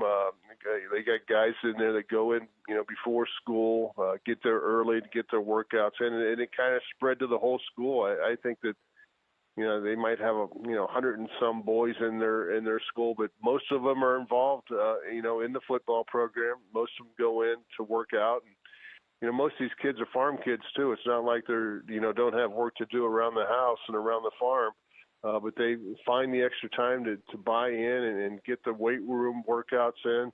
They're 70, 80 strong on that football team, and just a lot of guys want to be part of a success. And when teams are winning, everybody wants to be involved, and their whole community is kind of bought in, and it's been fun to see. Well, Jim, last thing, we get this asked a lot. We'll never know for sure, but how do you think a team like a Marion Local would fare against a much larger D1 or D2 school? And would that, I guess, create some intrigue, or maybe just take away the mystique of never knowing? Yeah, exactly. It would be interesting to see how that would work out. And, I think eventually, like the kid I was talking about, the wide receiver, Cal Nago, they got him listed at 5'7", 150, which is great for a Division 6, Division 7 high school football player, but might not add up and play against a Division 1 that has some maybe bigger athletes across the board. But I think pound for pound, they're one of the toughest teams. And the thing is, they're used to winning. They've got it. They find ways to win, and whether it's on offense, defense, or special teams, they all find ways to contribute. So I think it would be interesting to see it, but you'd probably have to, give that towards the Division I schools. But it would be interesting to see if they ever did that. Get a chance to play. Now they'll go up and they'll play, Division IV teams, Division III teams in the so-called non-conference games. And find a way to win those games. But I think on a 10-game schedule, they would probably, it would be tough to hang for the whole season like that. But what they've been able to do in small school football has been amazing. Jim Lachey, we know you love talking about the MAC. Thanks for hopping on tonight, okay? You're welcome, Skip. And we'll be back on the Ohio News Network. Beck's recognizes this week's Player with Heart, Gordon Ayers from Otsego High School, for his commitment and passion on the field and within the farming community. What I really like about playing high school sports is the competition. The competition is really fierce and it makes it way more fun. If it was too easy, I feel like there's no point because it's no fun at all. That's what really draws me into high school sports. But Gordon's not just an athlete. He's involved in many things, like FFA. I show a lot, and I think FFA is mainly about agriculture, future farmers of America. So it really draws me to that, not to mention my mom's also the ag teacher, so. And that family mindset carries over to agriculture. It's kind of like a way of life. People live this way, like farmers, this is what they do for life. They do agriculture, like soil farming, raising, like ranching, raising animals, all that kind of stuff, welding. It's just a way of life. It means a lot to a lot of people. At Beck's, we are and will remain farmers at heart. This is ONN. All right, thanks again to Jim Lachey for joining us this evening. Enjoy the second half of your ball game. I'm Skip Mossick on the Ohio News Network. This has been the Ohio Education Association Tonight in High School Football. Presented by Beck's Hybrids and by Ohio for Responsible Gambling from the Ohio News Network. For 129 years, Patrons Buckeye Mutual Insurance has proudly provided coverage for homes, farms, and families across Ohio. Our commitment to reliable, affordable insurance is something you can count on. Agents who write for us can be found at patronsbuckeye.com. Whether you're protecting your home, your land, or your legacy, we offer personalized service and true hometown care. Trust a neighbor. Trust experience. Trust Patrons Buckeye Mutual. Visit us at 16050 McConnellsville Road in Caldwell or find us on Facebook. Coverage that cares. Close to home. I was sitting in my car and it wouldn't start. I lifted the hood and the engine was falling apart. What would I do? My eyes filled with tears. Then on the radio I heard of West 40 by Pay here, where for a little money down and a little each week, I could have a car, nice, shiny, and sleek. So I walked in the door and I put the money down. Now I got a nice car that I can drive around. West 40 by Pay here will help rebuild your credit. The corner of Dewey and Route 40 in Cambridge, don't you forget it. West 40 Auto Sales, corner of Route 40 and Dewey Avenue in Cambridge, is home of the guaranteed credit approval, with most loans approved while you wait. Go to their website to fill out an online loan application, west40autosales.com. You'll also find their weekly special listed there. It's halftime here at Barnesville Shamrock Stadium, where the Barnesville Shamrocks leading the George Washington Patriots by a score of 14-7 at halftime. Shamrocks scoring on their first and last possessions of the first half. And now when we come back here in the third quarter, Barnesville will have the ball to start the third quarter, and they lead 14-7. We'll step aside for just a couple more messages and come back with some halftime stats after this. Honestly, we've all been there. That place where it's past anxiety, past focus, where even reaching out to your closest friend feels too hard. I'm Crystal Reynolds with Cedar Ridge Behavioral Health Solutions. We understand how fast those feelings can take over, especially with the stress of work, family, and life. That's why we've opened a mental health urgent care clinic in Cambridge, Ohio, Monday through Friday, 8 a.m. to 5 p.m. No appointment needed. Just walk in. Come in today. Feel better today. Call us, Cedar Ridge Behavioral Health Solutions, Mental Health Urgent Care.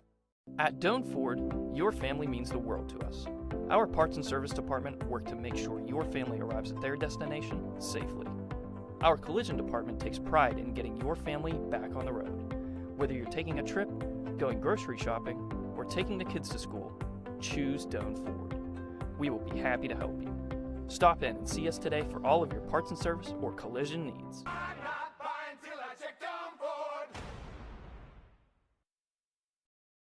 At Abel's, we're proud that so many people trust our family with their family's home comfort. I'm Russ Abels. For new heating and cooling, you can trust us to save you money with our high-efficiency systems. We're trusted for electrical work, lighting, outlets, generators, complete home electrical service upgrades. We do it all. And you can trust us in an emergency. Whether it's heating, cooling, or electrical repairs, we promise to do the job right. It's what we do for family, and it's what everyone deserves. Trust Abels. School's back. For some, things may feel overwhelming. Allwell is here to help you find a healthy balance. Our behavioral health services can keep your mind on track, while our primary care services can keep your body healthy. Our mission is to help people feel better, think more clearly, make good decisions, and have healthy relationships. We have offices in Zanesville, Coshocton, New Lexington, McConnellsville, Caldwell, and now on Wheeling Avenue in Cambridge. Visit us at allwell.org. Be well, stay well, all well. Back here at Barnesville Shamrocks Stadium, it's 14-7, Barnesville leading George Washington at the half. Recapping the scoring, the Shamrocks on their initial possession. George Washington won the toss. They elected to receive. They've had one first down, then punted. Barnesville then went 6 plays and 52 yards, capped off by a Trey Tolliver 1-yard run. And Luis Garcia's extra point kick made it 7-0 Shamrocks. We stayed that way until 2:59 remaining in the first half when the Patriots hooked up with a 67-yard pass from quarterback Persinger to the wide receiver Wesley. That covered 67 yards, and Smith kicked the extra point, and it was 7-7.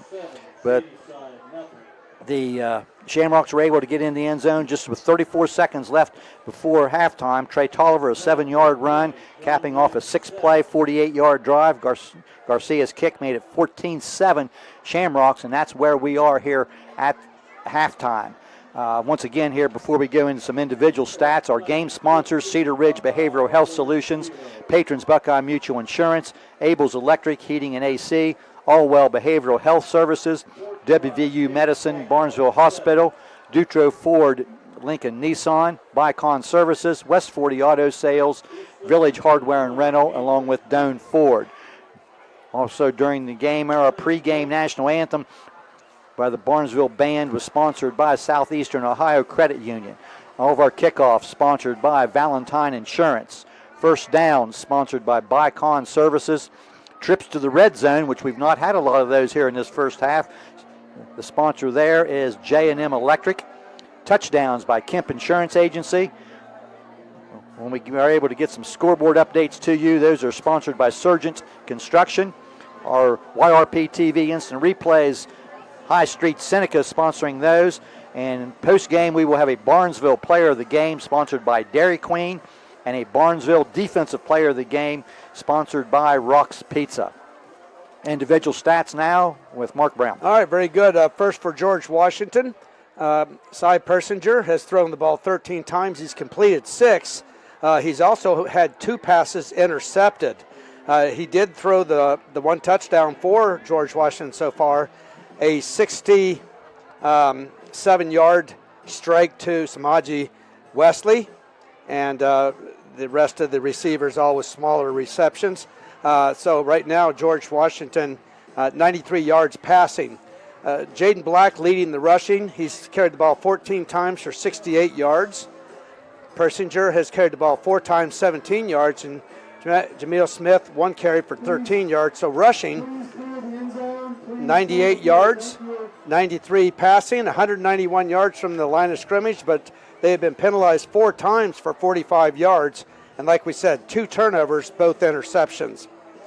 Barnesville, Cole Francis has completed 5 of 8 tonight for 49 yards.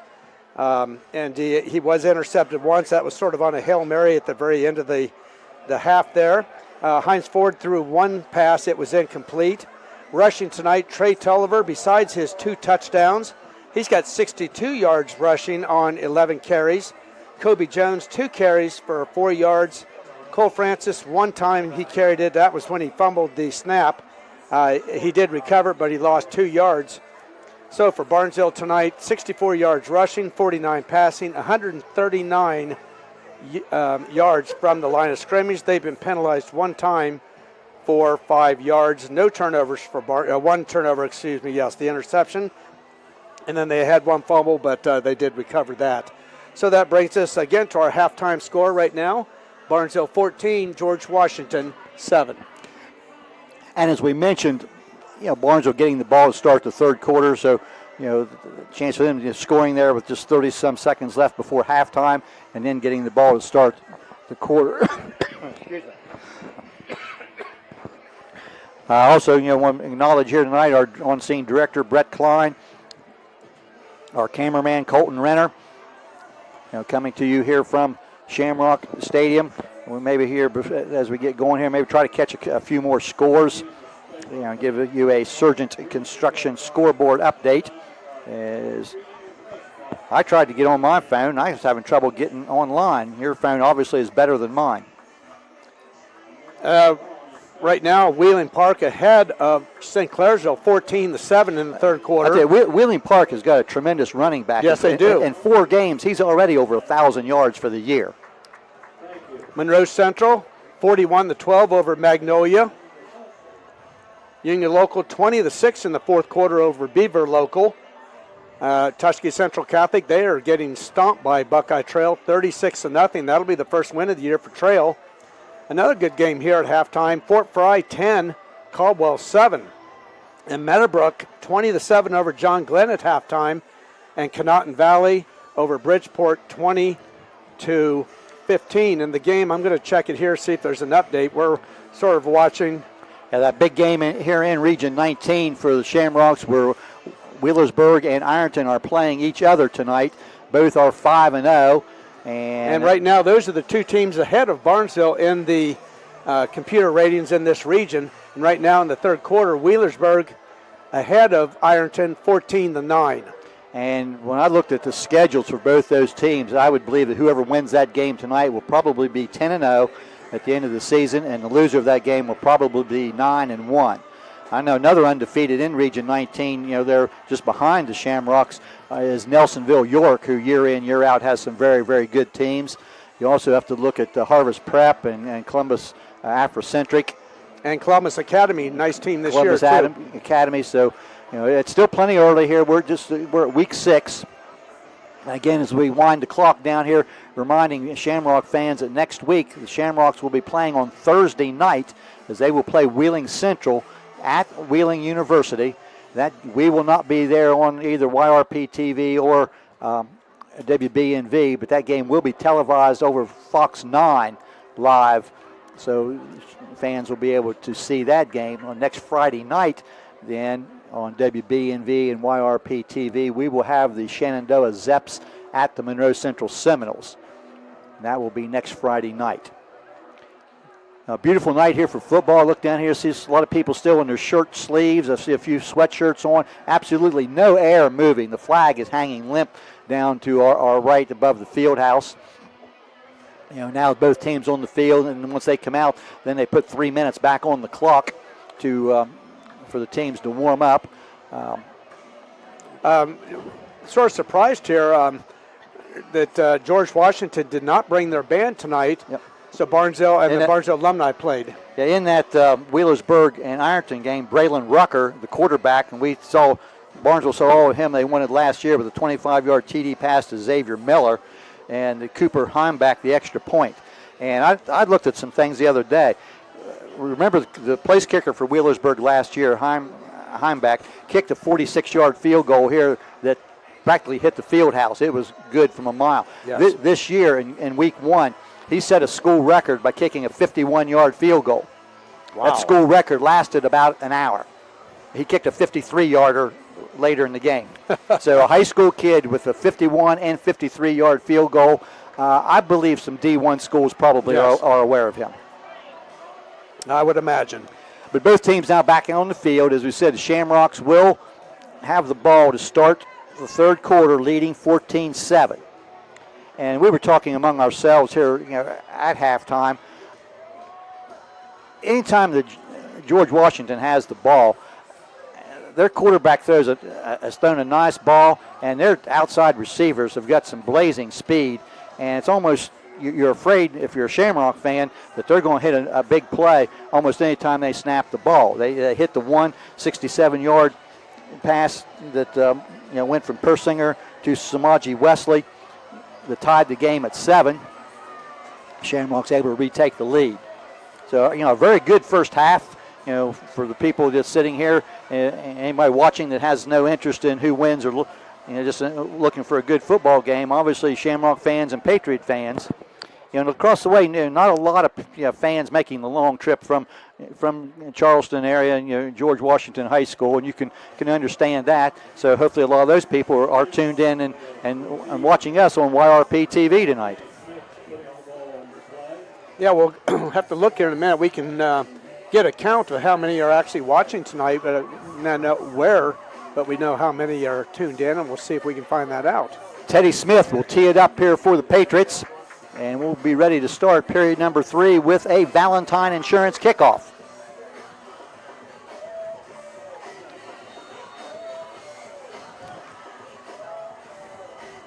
Now we have a little bit of switching going on back and forth. Now back. Tolliver went back deeper, then he comes back up. And Cole Carpenter and Detling, I believe. This got line drive shot. Wow. Right to Carpenter. He gets it on about the 5-yard line. He looks up. He goes outside. And he's got the outside. And he will get taken down on about the 44-yard line. Nice. Well, now was that? I tell you what, I give up. Samaji Wesley on the tackle. But he said Colby Jones with that. That wasn't Colby that returned that. No. I don't believe, no. So, God, I just second-guess myself so much anymore.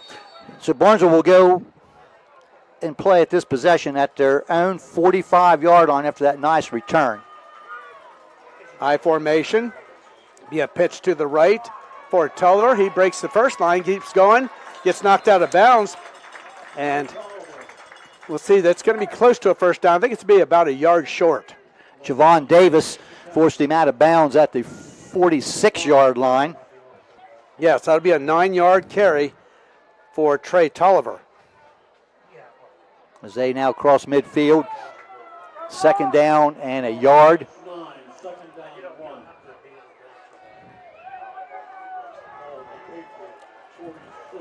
Same formation. Again, a quick pass out to Carpenter.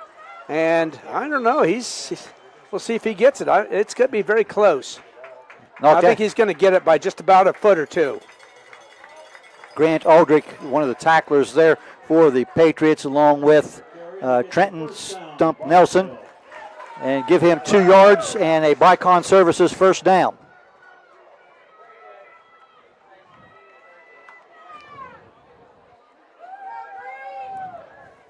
Barnesville content. You want to score here and you want to run, but the clock down some also. Keep it out of the offense of George Washington. This will be a pitch to Tolliver. This time to the right. He's got some room again. He pushes a man away and finally brought down after about a 5-yard gain. Jamari Smith, I believe, maybe made first contact over there. Tolliver, I'm not sure if it was Smith making the contact or Tolliver making the contact. Out to the 38, that's 6 yards? Yeah, 6 yards. So the start to half here, we have a 15-yard on 2 carries by Tolliver. Always interesting when you come out in this type of game this close, see what kind of adjustments teams make offensively and defensively. All right, this will be nice run through there for the first down. And that Kobe Jones. Yes.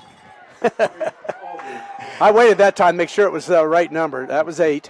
Bicon Services first down. Down to the 31-yard line. Yep. So 6-yard carry, I believe. 2 first downs on this opening possession here by the Shamrocks. High formation. Again, this will be a handoff to Jones. And he breaks through there, and he's going to pick up another first down and a big gain. About 16 yards. Yes. At Bicon Services first down into the J&M Electric red zone. And we were worried because so many of the J&M players, the offensive and defensive lines, are totally different players. So they're a little more rested, where Barnesville, most of theirs go both ways. But right now, Barnesville's line is doing a good job. A couple nice carries there by Kobe Jones.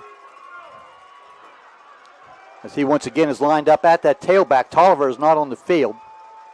This will be a pitch again. That's Jones. Against the south end. He's going to be hard to bring down. He'll pick up, it looks like about 3 or 4 yards.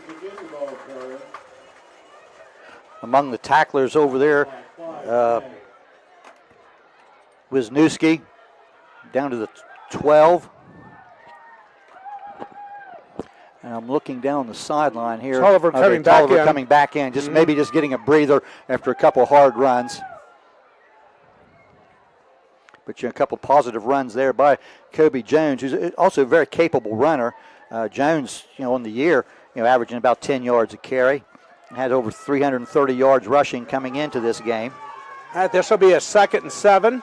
Tolliver in the 10. Tolliver gets it. He picks his way through there, and he'll pick up about 3 yards. That'll bring up a 3rd and about 3 or 4. Let's see. Looks like they're going to give him 2 yards. Grant Hansel, one of the tacklers. 3. To the 9-yard line.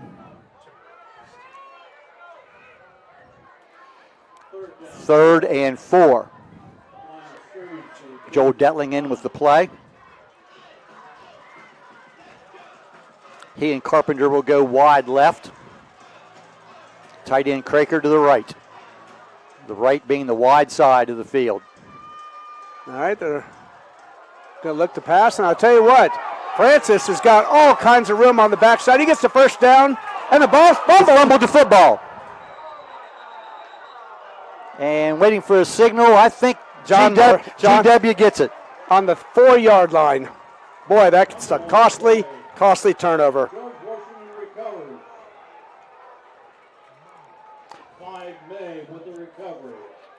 8 plays by the Shamrocks down to the 4-yard line. Clyde May, they say, made the recovery. And the turnover gives the ball to George Washington. The bad news is they're at their own 4-yard line, but they have the ball as opposed to Barnesville having it. So I think the Patriots will take that trade off. Yeah, he had a first down there, just trying to fight for more yards and fumbled it. And maybe got hit with a helmet to the ball. Really couldn't see. It was on the far side. This is Persinger. Hands off to Black. Short gain, right side.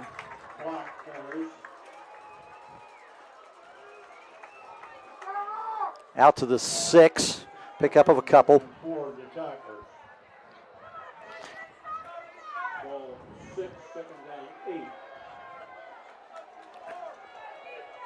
That possession by the Shamrocks taking about 4 minutes off the clock. We're now at 7:40 here in the third quarter, 14-7 Barnesville.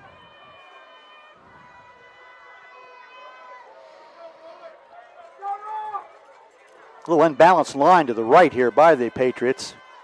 Persinger wants to throw, has time, wings it out there. It's high, nice catch on the far side. And breaking a tackle, but he stepped out of bounds, but a nice catch over there by number 6. That is Jamari Smith, and that is a Bicon Services first down. That'd be a 15-yard completion. The ball it was high. It looked like it was going to sail out of bounds there, but Smith going up and grabbing the ball, making a nice catch, and then getting upfield for a few more yards. First down. So if nothing more here, George Washington has given herself a little bit of breathing room getting out of the shadow of the end zone.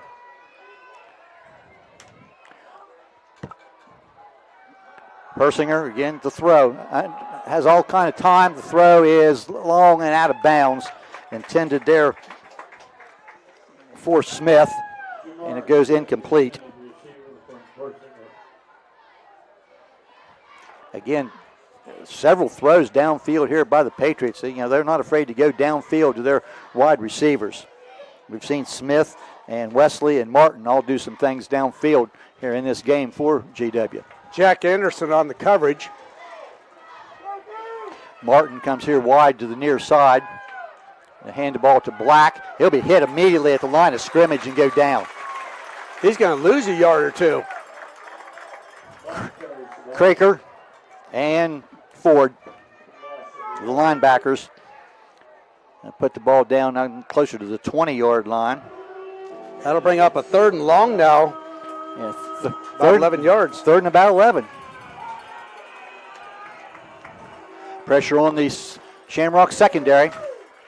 As one would think, passing situation. This is a situation also, I'll tell you what, where the screen pass comes into play. Black, though, will go out, will split out. So they have 3 receivers left and 2 right. Persinger to throw. That's a draw. Up the middle, 25. He'll be brought down. Nice open field tackle there. About the 27-yard line. Hines Ford again. And for our viewers and listeners in Charleston, Hines Ford, you've heard his name, probably at least 10 or 15 tackles tonight. His father is a George Washington graduate. And I wish I could give you the year on that so that people, listening down in the Charleston area at GW could that might know him, but I cannot. Sorry, I cannot do that. Punting situation here now for GW. Lusk is back. It's a line drive kick, going to hit about the 35 and then get a little bit of a GW roll down to the 25, and we'll be down there.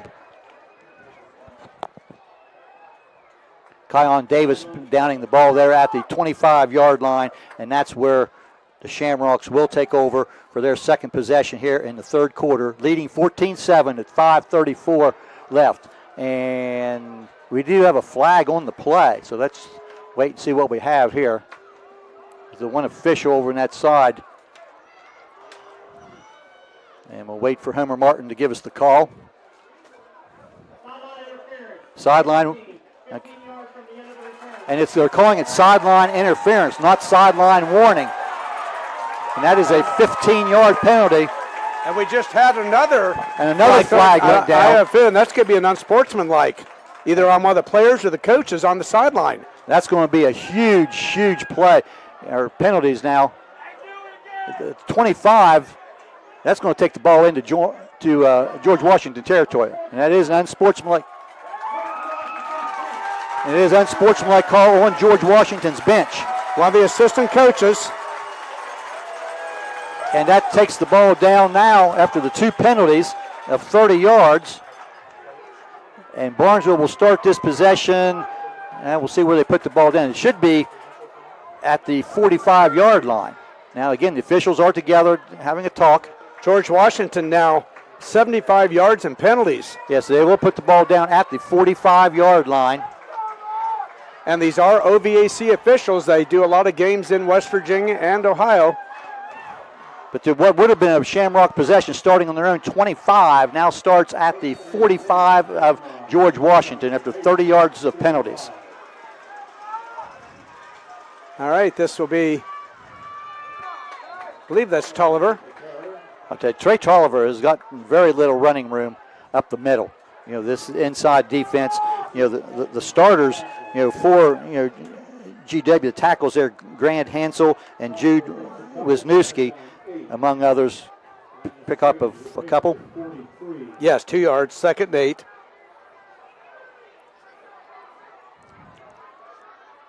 $82 yards now for Tolliver. He's carried the ball 15 times. The linebackers in there, Derek Valentine, Clyde May, Casey Adkins, also very active there for the Patriots. This will be the sweep again.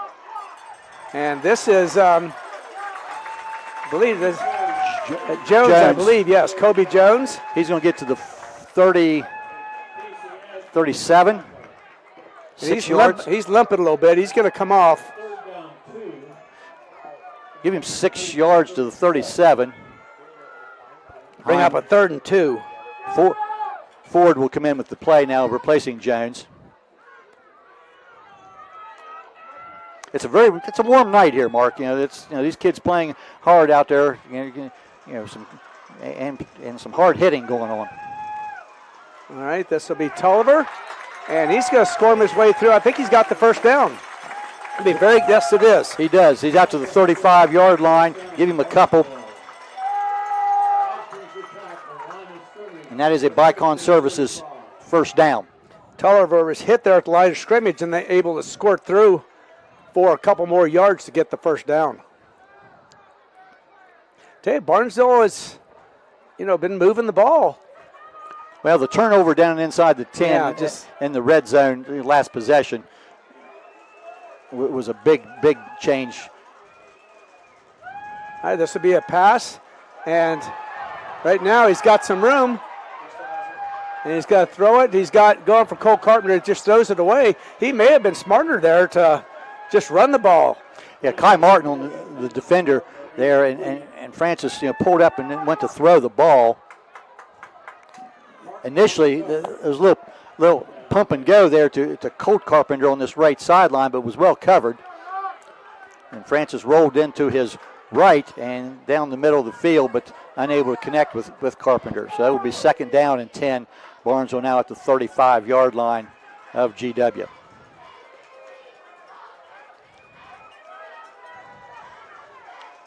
High formation. Again, the pitch. This is Kobe Jones. He powers through there, picks up about 2 yards. That'll bring up now a 3rd and 8.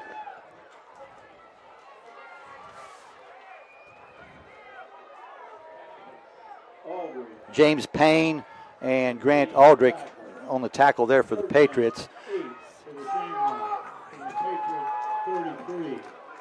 3rd down and 8. Kobe Jones, 37 yards now on 7 carries.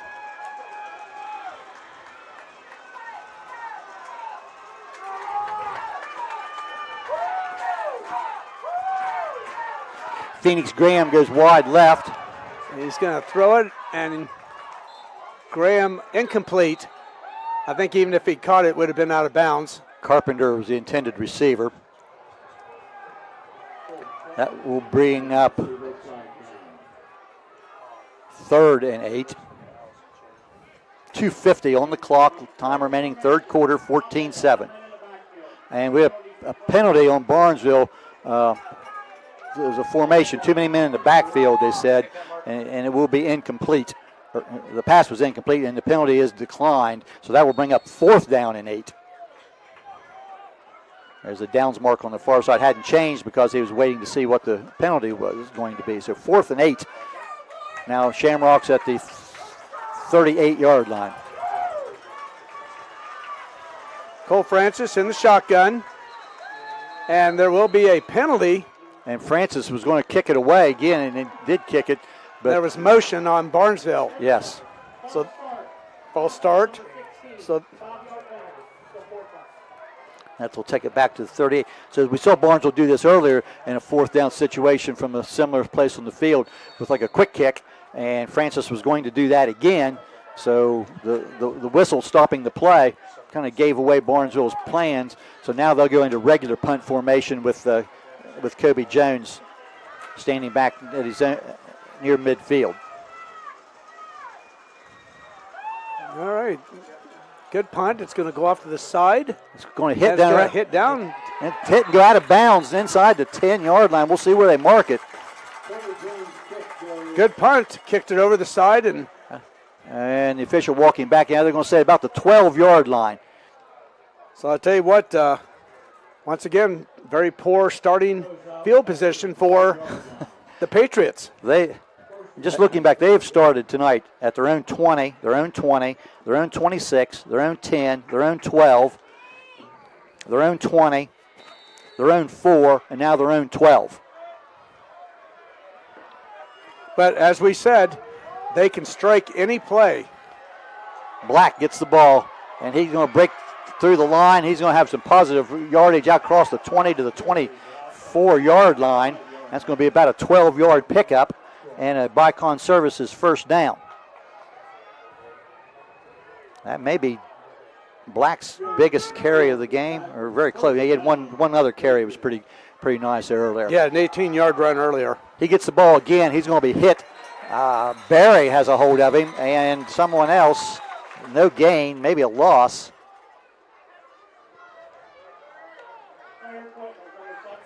56, that's Hannes, isn't it? Christian Hannes, yes. Along with Caden Barry.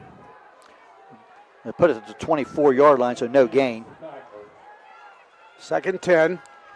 2:13 to go in the 3rd quarter. Barnesville up 14-7. Same place we were at halftime. George Washington with their 2nd possession here of the 3rd quarter. Persinger drops back. He has time. Barnesville's put no pressure on him tonight. He throws off the run. The receiver coming back, and the ball's caught. And that's going to be a 1st down. That's Kai Martin, number 2. Out around the 40-yard line. Pickup of some 16 yards, and a Bicon Services 1st down. Everybody was covered, and Martin came back to the ball. But in a passing situation, Jack Anderson on the coverage. Cy Persinger, the quarterback, has not been touched when he went to throw the ball tonight. Again, he has all day to throw the ball across the middle, and it's a completion out around the 50-yard line. That's Martin once again, and that's another Bicon Services first down, pickup of about 11 yards.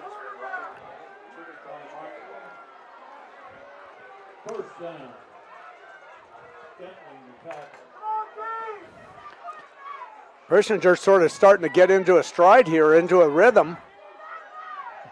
Quick pass out to the side, and it's complete. That was complete to Wesley. He's going to get about 5 yards before he goes out of bounds.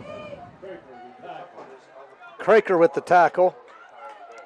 Shamrocks are, dropping their linebackers into pass coverage and just rushing 4. And it has basically has put no pressure on the Persinger, as he has had all day to stand back there and find his receivers. And his receivers have done a really nice job coming back to the ball and making themselves available. 3 receivers now to the left. Persinger wants to throw again. Quick out, complete. That's Black. He's going to be very close to the first down. He may be just short at about the 39-yard line. Pick up close to 5. That's very close to the first down. Yeah, it is a first down. Bicon Services first down. So the other play went 5. That went 5. That should have been a first down. Yeah. So now at the 39-yard line, GW getting into the groove here. Again, Persinger drops back, has all day. Finally, some pressure. He's now going to throw off the run, and the ball's going to be incomplete. And there's a penalty over there, and I think that's going to be a late hit on Barnesville. Somebody hit Persinger after he was out of bounds. Henry Davis was the intended receiver, and that's a costly penalty. That's going to be Christian Hannes, I believe.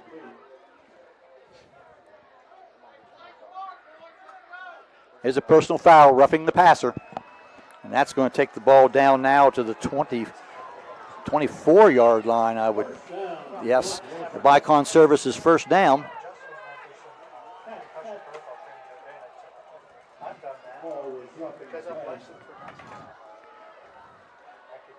Yeah, the pass was incomplete. It was going to be 2nd and 10. Now it's 1st and 10 at the 24.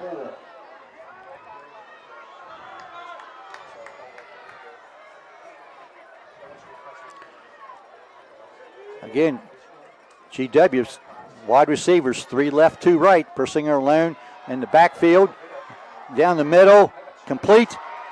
Near the 5-yard line, I think that's Wesley. And the Bicon Services first down to the J&M Electric red zone. 19-yard pass play.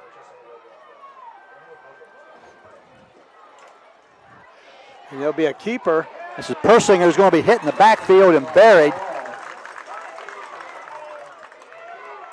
Jones, Ford, others there. That's probably going to be the last play of the quarter. That's going to be a loss of 2 yards. Back to the 7-yard line. Patriots do not have to run a play. It's 10 seconds, and they are breaking the huddle and coming to the line of scrimmage. We'll see if they try to run a play here. They will. Persinger rolling to the right. Under some pressure, finally throws it deep. The ball's tipped, and they caught it. It was tipped around, and somebody come down with it. It is a touchdown. And I'm not sure which guy caught it. Looks like Black is the one that's doing the celebrating, Jaden Black. We have an injury to a Patriot in the end zone, but it is a touchdown. Well, that ball was tapped, and it went up, and it was anybody's ball, and it come down to Black. And I saw as soon as he caught it, the Barnesville players all just dropped their heads. And that comes on the last play of the third quarter, and it's 14-13. Jaden Black on the reception.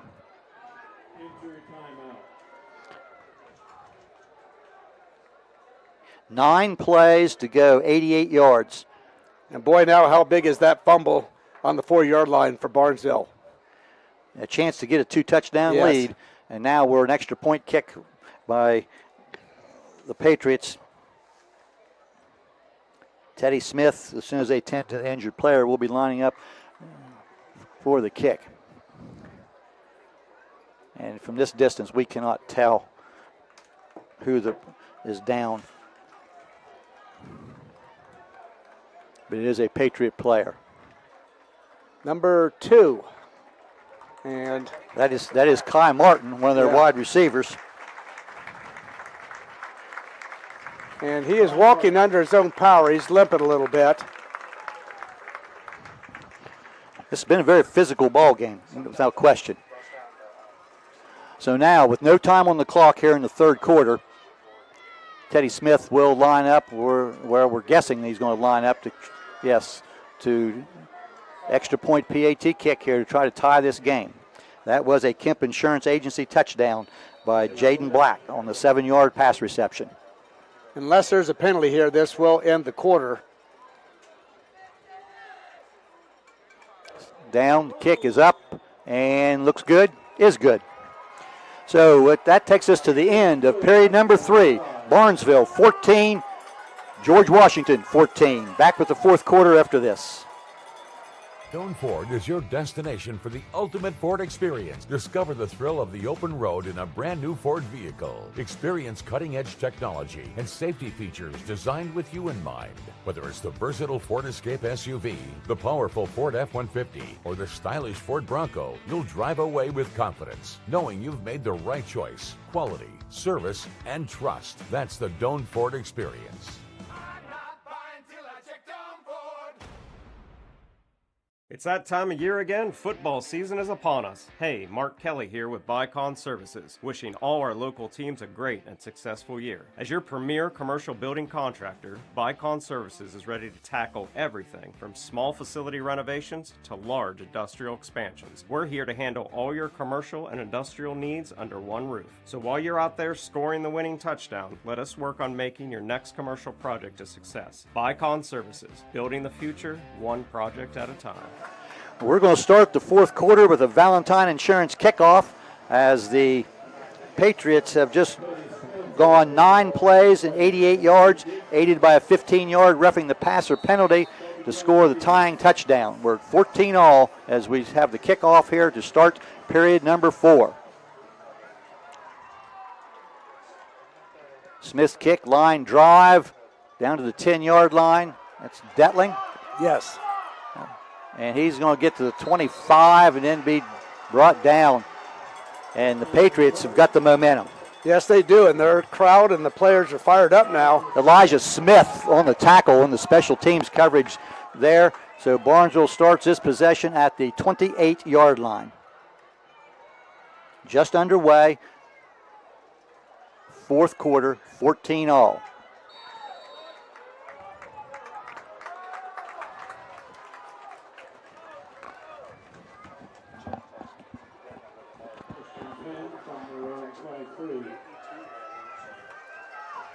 This will be a sweep again to Tulliver.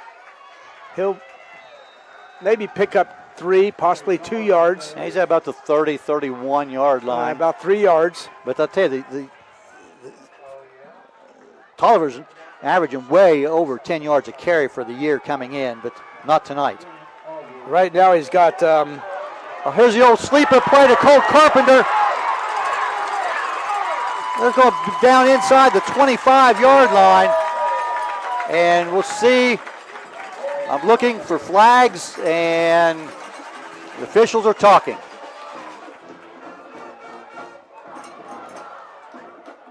I see no flags on the field, but the officials are talking, and they're all going to get together. And you know, when you get a group of officials together to talk, somebody's going to be unhappy. And Blake Allen, he's way out in the field. Let's see, we're going to get a call here. I think that play is not going to count. Barnesville did illegal participation. Barnesville ran that play a few years ago in a playoff game for a big gain. That would be very interesting to go back and look at that on the film later to see for sure what happened there. And Blake Allen is not happy.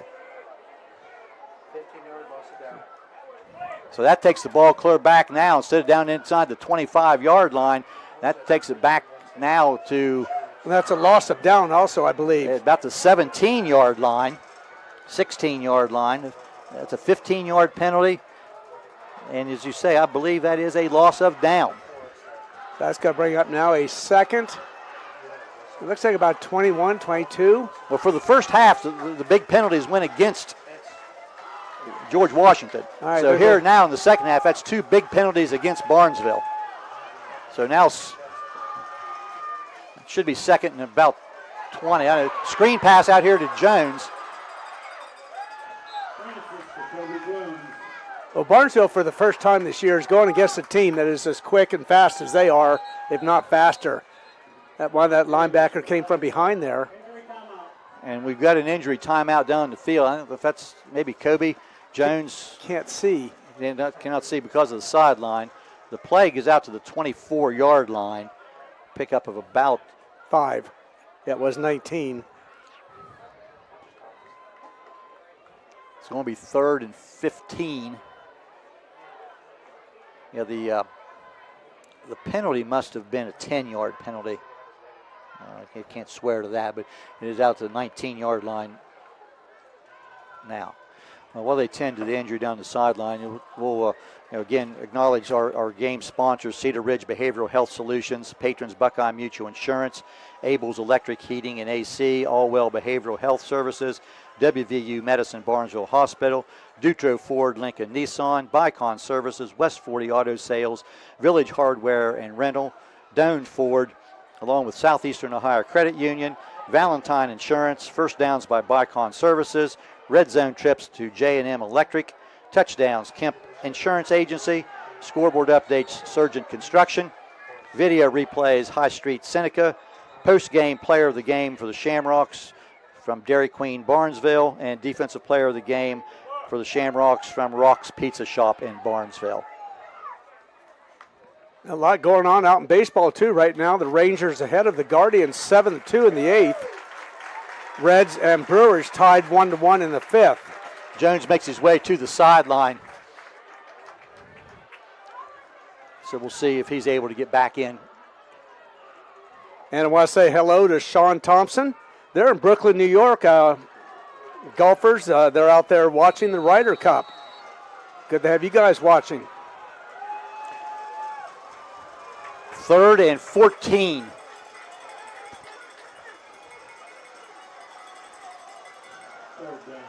With just under 11 minutes left in this game, we're tied at 14.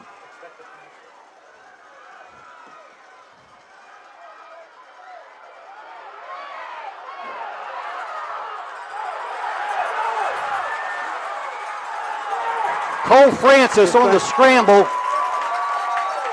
and he's going to get across near the 40-yard line. There's a flag in the backfield. That would have been a first down, but they're going to call the Shamrocks are guilty of another penalty. The flag the back about the 20-yard line. Illegal block to the back. And it will be a repeat of 3rd down. At 10 yards deeper. But this will take the ball back to the 14-yard line. Barnesville now 50 yards in penalties. And that's 3 big calls because Cole Francis on that great scramble. Yeah, he had first down. Had the first down. He was at the 40-yard line. But the penalty, well, maybe the penalty helped him get away from the initial rush. We don't know. But now 3rd down and forever. Shamrocks need out to the 38. 3rd and 24. And he's going to throw that. This could be picked off. Oh, no, it didn't. He went through his hands. He had a man there that could have picked it off and dropped it. Detling was behind people. He had to wait for the ball to come down, but then just a little bit short, incomplete pass. So that will force Barnesville into a punt situation. Kobe Jones, who is the punter, is back on the field then to handle this punt from their own 14-yard line. 10:08 left in this game. We are tied at 14. And with the ease of which GW has moved the ball offensively on that last possession. And they are going to probably get their best starting position of the game. Oh, without a doubt. Pressures. Yeah, it's a pretty good kick. It's going to hit about the 45, but this time it will go nowhere. In fact, it will bounce in favor of GW. Finally covered there at about the 45, 44-yard line. Downed by Looks like Knox Mankin made down the ball there at the 44-yard line. But for the first time tonight, GW is going to start a possession from inside Barnesville territory. The last time they had the ball, they went 9 plays and 88 yards for the game-tying touchdown. Most of it passing. We're now, at 9:59 left in the game, tied at 14. Persinger, the quarterback, he's 6'3", 190, big kid, senior, and he's going to pass. And he has all day. Now he's finally going to scramble, and he's got some running room to the 40 where he'll be brought down, but he's going to pick up about 5 yards. And there's a Barnesville player down in the backfield, so we'll get a stoppage.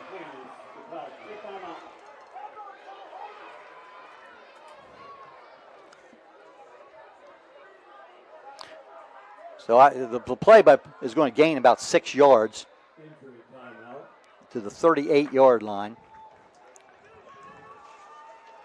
And again, at this point in time, those defensive linemen have been chasing the quarterback around all day. Cramping is a possibility. I think that's Morris, but I'm not sure. It looked like 52. Okay, it is, yes. Yeah, Gavin Morris then is down. 6'2", 280-pound senior. He's been a stalwart on that line, and he is walking under his own power, so that's good. And you're right, Jeff, it may have just been a cramp. Well, we would hope nothing more than that. But the thing is, for people, if you've ever had a cramp, once you get that first one, then they keep sometimes coming back. They keep coming back. It's a very warm night on these players. Very comfortable for the fans, but warm on the players. There's absolutely no breeze blowing. The flag is not moving at all. It is hanging completely limp. Nice night for the people downtown at the Pumpkin Festival. So 2nd down and 4 now by the Patriots. Persinger fakes it to the black, keeps it on the outside. He's going to get enough yardage for the first down. He'll be brought down, I think, by Anderson over on the far side. But that is going to be a Bicon Services first down to the 33-yard line. That's going to be about 5 on that carry. So there's 2 carries for Persinger for 11 yards.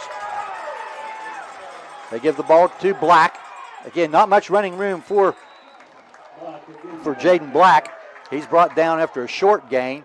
But again, pretty good surge by the line there. He still was able to get, well, they put it about across the 30. That's a good 3, almost 4 yards. 4 yards, yeah. He now has 83 yards rushing. But he's earned them tonight. He's had a tough go of it. And we have a whistle prior to the snap. There was some movement there. I think a Barnesville defensive player moved and was in the neutral zone prior to the snap. And the penalties are starting to really rack up against the Shamrocks here in the second half. That'll take the ball down to the 24-yard line. Now, for the first time this year, they're being pushed and stressed and starting to commit some penalties. 2nd down and about 1.5 yards.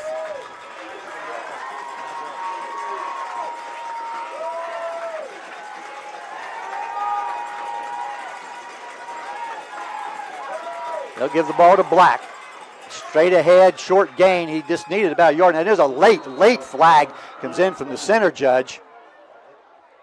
I believe Black does have enough for the first down, but we'll see what this penalty is. All of a sudden, it was after the whistles, and he threw it from behind the offensive line. Pick up about 1.5 yards on the play, very close to the first down. Chop block on GW. Says on number 3, and 3's putting his hands up like, what did I do?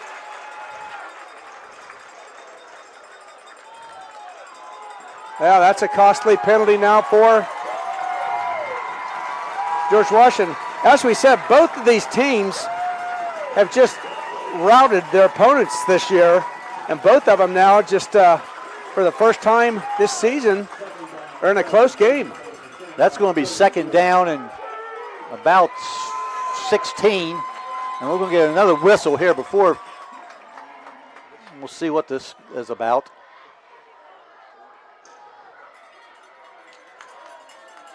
I think we've got an equipment problem with the downs marker on the far side, and I think that'll be an official timeout. So both teams probably could use a timeout right now for that. But I think the downs marker, a problem with that, we see whoever's on the downs marker there was was trotting back toward the equipment room, and we'll go to the backup downs marker here. So each team gets a free timeout. This second down and about 16 yards to go. We're at 8:17 left in the game. We're tied at 14. Shamrocks led 14-7 at the half. Put together a nice drive to start period number 3, but lost a fumble at about the 4-yard line. And right at the end of the third quarter, GW completed a 88-yard, 9-play drive and tied this game at 14. So now this should be second down and long as we have the new downs marker in play.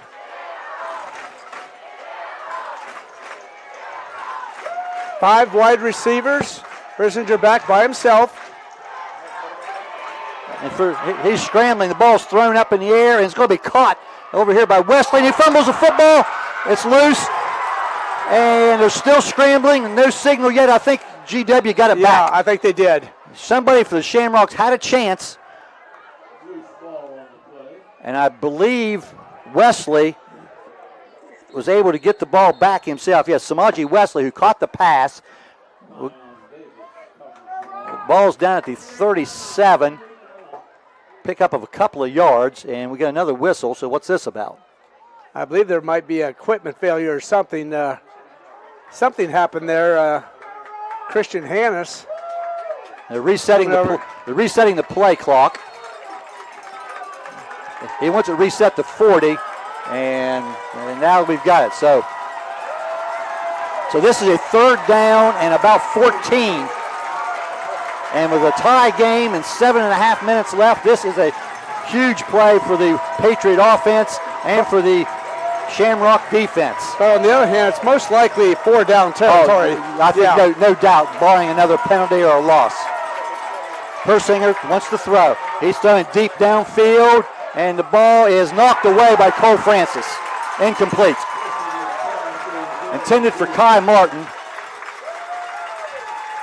But again, the GW going for all of it downfield, with a long throw intended for Martin and knocked away by Francis. Francis had an interception earlier. So now from the 37-yard line, we'll see what the Patriots do. It looks like their offense is staying on the field for 4th and 14.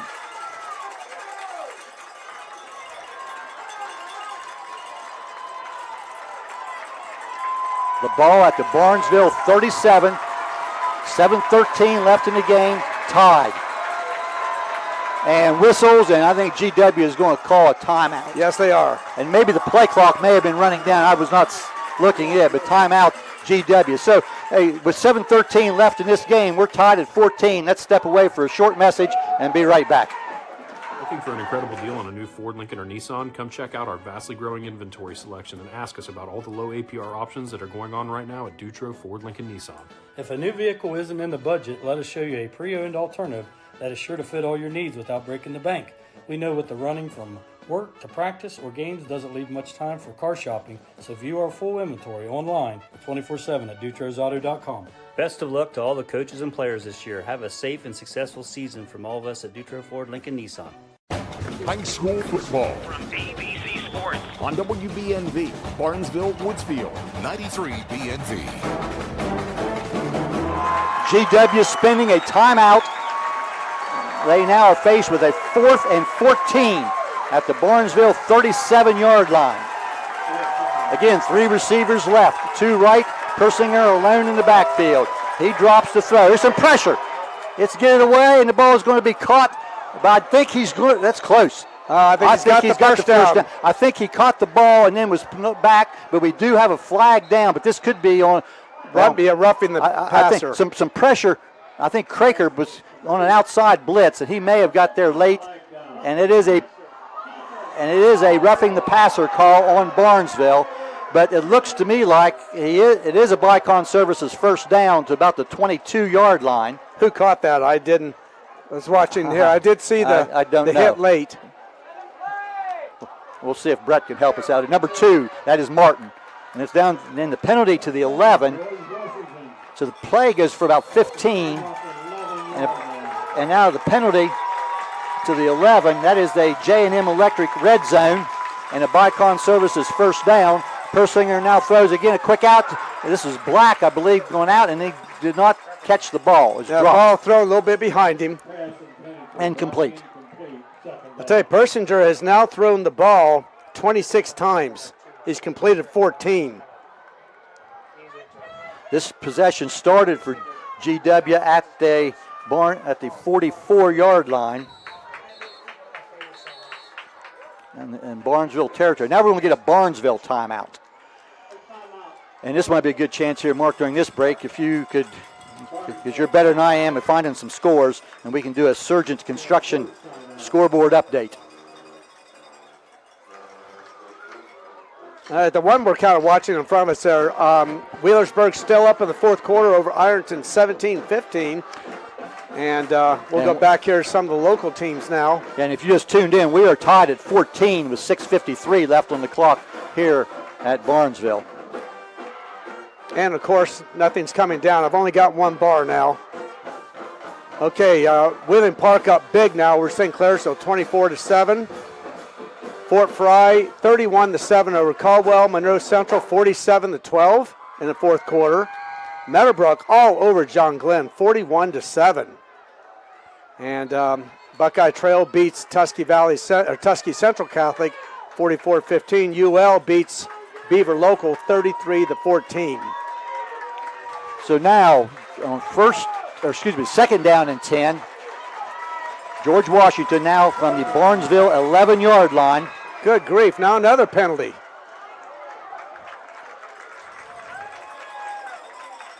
That's an illegal substitution call, and I believe GW had 12 men in the huddle, and somebody tried to get off the field, but you can't do that. So that takes the ball back to the 16-yard line. And Persinger's going to run the ball up, and he takes a tremendous hit. I'm guessing who that is that made that hit. No doubt about that one. That was Hines Ford. And that's the loss. Well, they'll give him back to the 16 and be very generous there and give him no gain. But Ford come flying through, and it may have been the hardest hit I've seen tonight. So now that is third down and 15. The ball at the 16-yard line. This Barnesville crowd trying to make some noise here. They'll send, looks like 4 receivers now are coming to the left, or to the right. 4 receivers. And Persinger drops. He's got some pressure. He's throwing back to the end zone. Incomplete. Cole Francis is the defensive back over there, and Kai Martin was the intended receiver, and that is incomplete. And we're going to have a field goal attempt, Mark. And Teddy Smith will come on and attempt this field goal. Smith, just a sophomore, a very good kicker, has a couple of field goals that I know of early in the year. This will be at the 20th. This will be a 33-yard attempt. Snap down. There's the kick. It's got the distance.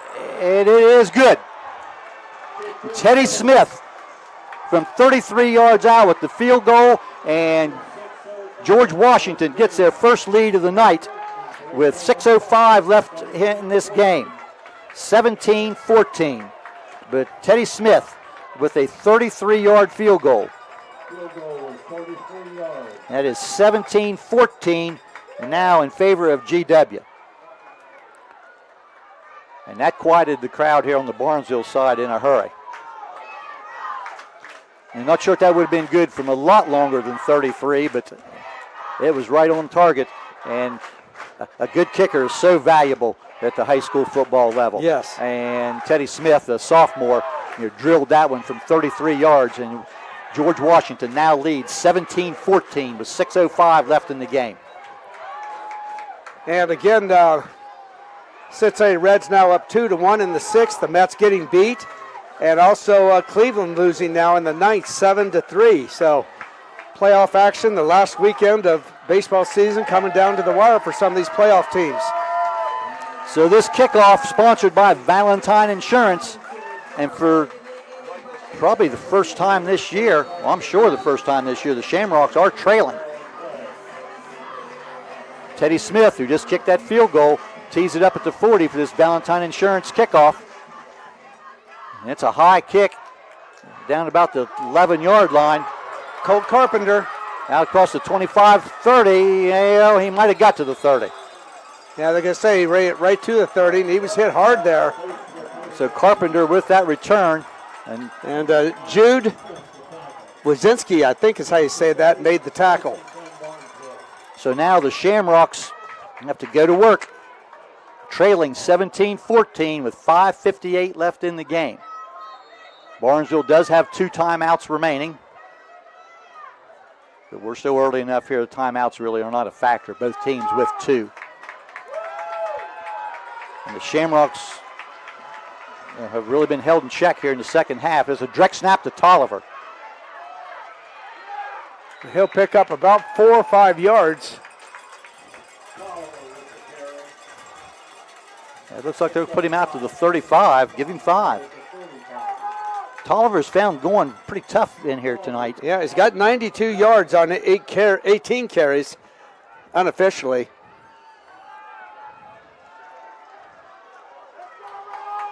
Second 5. Shamrocks a ball on their own 35-yard line. And this will be again, this is a keeper to Tolliver. He'll pick up about 2 yards. Yep, they'll put him at the 37. Wow, big play here for Barnesville.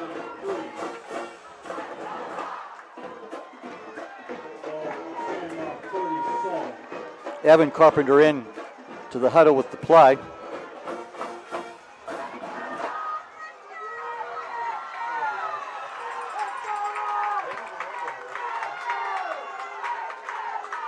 Bad snap.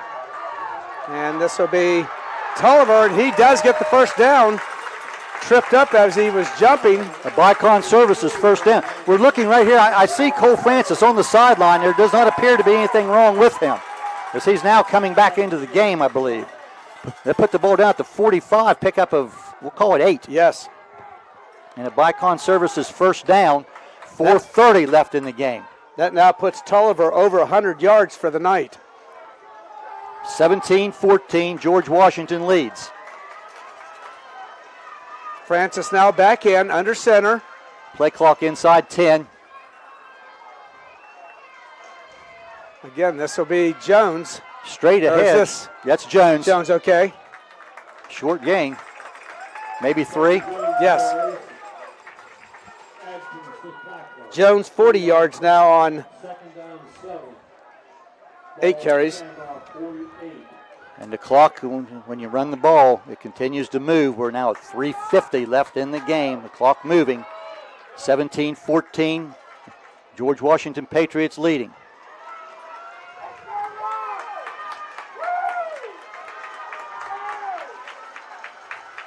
All right, this will be to Tolliver. He powers, he gets loose, and he's off. Will he get caught? He breaks a couple tackles. He'll finally be out of bounds. They'll mark him down about the 21-yard line. 29. So that'd be a 31-yard gain for Tolliver. That is into the J&M Electric red zone and a Bicon Services first down. I'll take that back. We're not in the J&M Electric red zone yet. 1 more yard. But 31-yard gain for Tolliver down to the 21-yard line. It's a quick pitch to the short side of the field. And he broke a couple of tackles, definitely. And that's Jones is now at the tailback. He will power forward, pick up about 2 yards. That's Hines Ford, actually. Is that correct? That's what Joe said. Yeah, number 8, I think yes, it is. Hines Ford, that's his first carry of the game. And that'll be a pickup of 2 yards. And now the Shamrocks have advanced into the J&M Electric red zone. Yeah, Tolliver had stepped out just for that play. Get a breather. Now he'll take the direct snap. He'll look. He gets outside. And he's going to be taken down after about a 4 or 5 yard gain. Take it right down to the 15. That'll bring up third down and about 4. He's out of bounds with 2:47 left in the game. Yeah, they're going to save. They'll put it back they'll move it back to the 16-yard line, so 3 yards.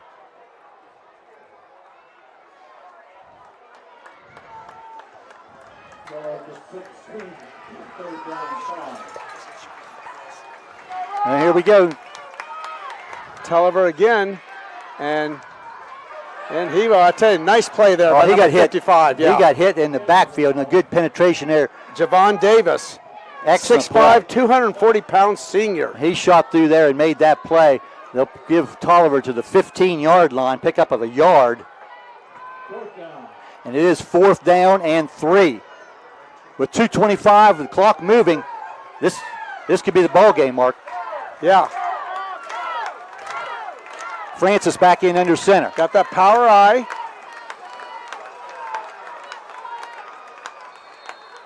And a flag goes down. And Coach Allen was trying to get a timeout called.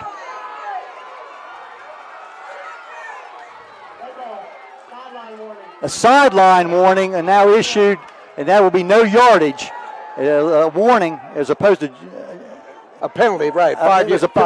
Yeah. George Washington had a penalty earlier for sideline interference. I think Coach Allen was trying to get a timeout called, and he's trying to get an explanation from the officials. And I believe somebody said during the early part of the game when we mentioned the officials that it was a hope that it was the last time we would talk about the officials on the game. But both teams have racked up a lot of penalty yards in this game. Now Barnesville has just called a timeout with a big play, 4th and 5. I mean, this could be the game with only 2 minutes left to go.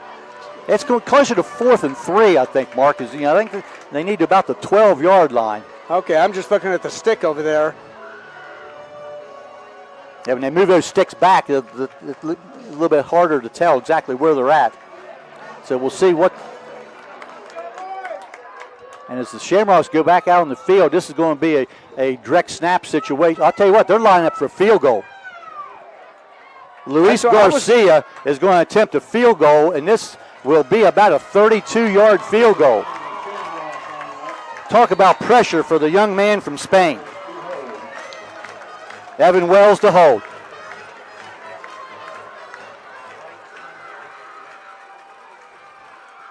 And, he missed it. It's wide right. And wide right. Shaked it off to the right. He had the distance. Just went about 3 or 4 feet wide of the goalpost on the right. So who would have thought this game very well could come down to field goals? Now at 2:05 left in the game, George Washington 17, Barnesville 14. Shamrocks with just 1 timeout remaining. And GW can run most of this 2:05 off the clock. And that pretty well deflated this Barnesville crowd. Yes, it did. They were excited for the young man Garcia on that field goal attempt. Hey, he's been so good on PATs this year. He's been perfect. I believe 20 of 20 on PATs. That's his first field goal attempt. But it sailed just wide right. So at the 20-yard line, GW, and guess who's going to get the ball? And that's Black. Not much running room up the middle, but they don't care. Clock down now, 1:55 and moving. And they'll let it go all the way down. They'll put the ball to maybe a yard there for Black to the 21-yard line. And now a senior quarterback in Persinger. He'll have his eye right on that play clock. He's now coming back to the huddle. The play clock's at 15. Barnesville still with 1 timeout left. It doesn't matter when you use it. The same thing will happen. So, again, Persinger. He's going to roll to the right. He's going to keep it. He's going to cut up across the 25. He'll fumble the ball, but he was down. He was down. Yep. There's no question. He's down. Barnesville will spend that last time out. But Persinger gets out to about the 27-yard line. Pickup of 6. And they're going to put second back on the clock and put 1:15. I'll tell you. Cy Persinger has played a marvelous game as the quarterback here of the Patriots. His passing numbers have been good, and he has run the ball effectively when he's needed to. And he's not been sacked tonight. And he's thrown the ball, over 20 times. Yeah, 27. But it will be 3rd and 3 for the Patriots with 1:15 left on the clock. Shamrocks are now out of timeouts. Patriots leading 17-14.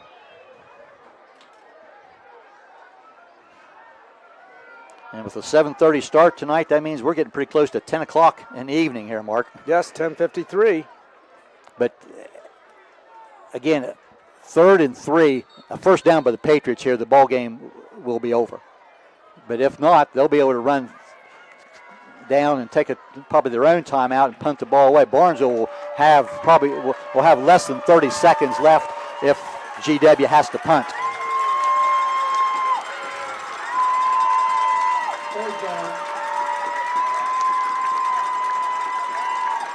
Persinger will be in the shotgun as he's been all night. The running back Black is beside him. And there's some movement. And the crowd down below us here, they know what happened. Yep. They're calling movement on GW, and I think that is the case.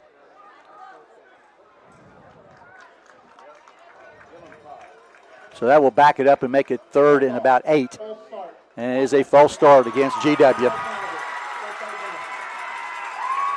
Take the ball back to 22. But to be honest with you, Mark, it makes it harder for GW to get the first down, but that really doesn't matter. Right. As far as the strategy of the game here. Yeah, Barnesville out of timeouts. Yeah, 1:15 left. The play takes 3 or 4 seconds, and then GW will run 40 seconds down off the play clock. They're definitely not going to throw it. This is Black. He's trying to get the outside to the left. And he'll break a tackle, and he'll be very close to a first down. We'll see where they mark it. And the clock is stopped at 1:07, and they say it is a Bicon Services first down. And that's why the clock stopped while they moved the chains. And that's out to the 30-yard line, and he just needed to get to the 30, and he did. And with the clock now running at 1 minute, 20 seconds on the play clock. He'll just take a knee now. GW will take a knee one time, and they'll make a very joyful 2.5-hour trip back to Charleston. 17-14, and Persinger for the first time tonight will come up under center and take the snap and take a knee, and there's less than 40 seconds on the game clock, and that's going to be the ball game. So your final score tonight, Barnesville loses their first of the season. George Washington now goes to 5-0, and Barnesville falls to 5-1 as they have a trip Thursday evening this week to Wheeling College, where they'll play the Lemsley School. Wheeling Central, my bad. The Lemsley School's coming on down after that. And I'll be back here at Shamrock Stadium in 2 weeks. But, really a dandy ball game. Yes, it was. And that field goal by the Patriots, a 33-yard field goal by Teddy Smith, with 6:05 left in the fourth quarter, the difference. And GW will head home with a 17-14 victory. And a couple of really good football teams, and it was a really good football game. And that also ends now the winning streak at 41 games. If they would have won tonight, it would have tied the second all-time in the OVAC. Now, here's something interesting, too, and I know we want to step away here for a break before we do some halftime stats. But, when you 41 wins in a row, it's been over 4 years since Barnesville has lost. For the first time, everybody on this Barnesville football roster will come to practice next week after a loss. That's true. All those years, the loss was in the playoffs and the season ended. And we said last week that Barnesville is about to embark upon probably the most challenging part of schedule that they have played in several years. And tonight, this big physical George Washington team, and Barnesville played with them stride for stride. And it's a couple crucial penalties and a crucial turnover. You lose a fumble on the 4-yard line. But Barnesville's got nothing to hang their heads about. They lose this game 17-14. and they'll come back on a short week next week. We'll step aside here for a couple of messages, and we'll be back with some final stats right after this. I was sitting in my car, and it wouldn't start. I lifted the hood, and the engine was falling apart. What would I do? My eyes filled with tears. Then on the radio, I heard of West 40 by Pay here, where for a little money down and a little each week, I could have a car, nice, shiny, and sleek. So I walked in the door, and I put the money down. Now I got a nice car that I can drive around. West 40 by Pay here will help rebuild your credit. The corner of Dewey and Route 40 in Cambridge, don't you forget it. West 40 Auto Sales, corner of Route 40 and Dewey Avenue in Cambridge, is home of the guaranteed credit approval, with most loans approved while you wait.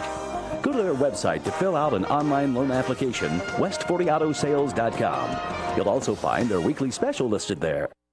Honestly, we've all been there. That place where it's past anxiety, past focus, where even reaching out to your closest friend feels too hard. I'm Crystal Reynolds with Cedar Ridge Behavioral Health Solutions. We understand how fast those feelings can take over, especially with the stress of work, family, and life. That's why we've opened a mental health urgent care clinic in Cambridge, Ohio, Monday through Friday, 8 a.m. to 5 p.m. No appointment needed. Just walk in. Come in today. Feel better today. Call us, Cedar Ridge Behavioral Health Solutions, Mental Health Urgent Care. School's back. For some, things may feel overwhelming. All Well is here to help you find a healthy balance.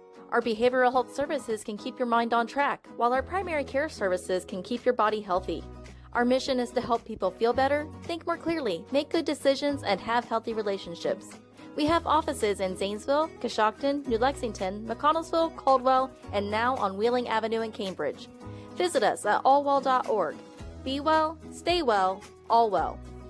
It's that time of year again. Football season is upon us. Hey, Mark Kelly here with Bicon Services, wishing all our local teams a great and successful year. As your premier commercial building contractor, Bicon Services is ready to tackle everything from small facility renovations to large industrial expansions. We're here to handle all your commercial and industrial needs under one roof. So while you're out there scoring the winning touchdown, let us work on making your next commercial project a success. Bicon Services, building the future one project at a time.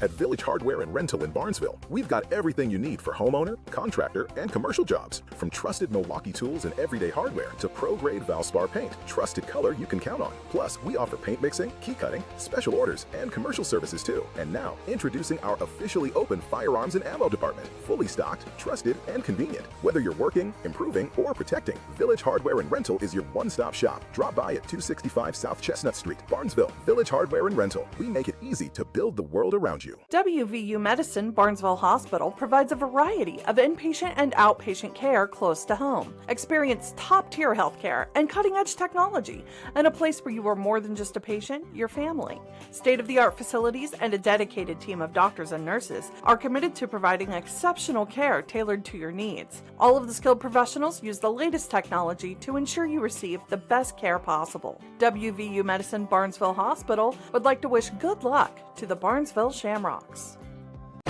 High school football from ABC Sports on WBNV, Barnesville, Woodsfield, 93 BNV. We're back here at Barnesville Shamrock Stadium, and we've witnessed a dandy of a football game tonight. The George Washington Patriots come out on top tonight by a score of 17-14. To recap the scoring,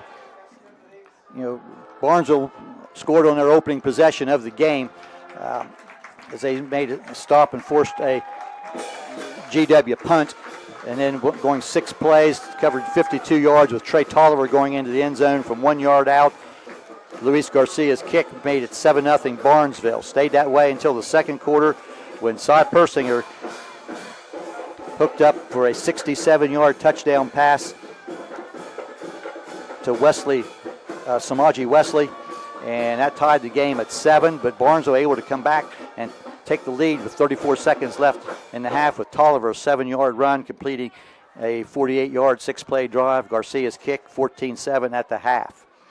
On the last play of the third quarter, the Patriots were able to tie the game on a 7-yard pass from Persinger to Black, and Jaden Black getting the score on that 7-yard pass. Teddy Smith kicked the extra point, 14-all at the end of 3 quarters.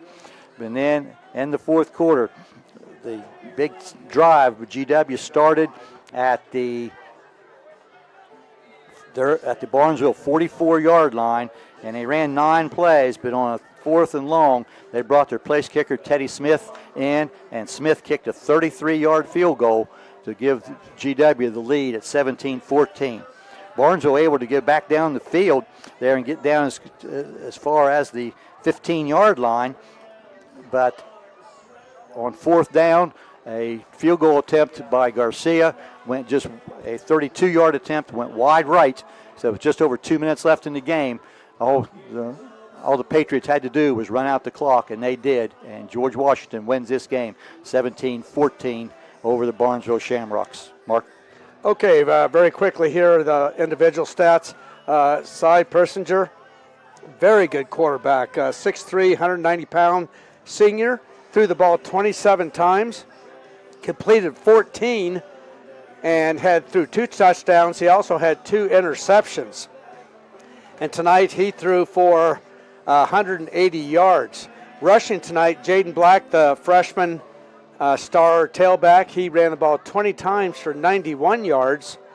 Persinger had 34 yards on 10 carries, and Jameel Smith had 1 carry for 13 yards. So 138 yards rushing, 180 yards passing, 318 yards from the line of scrimmage tonight for George Washington.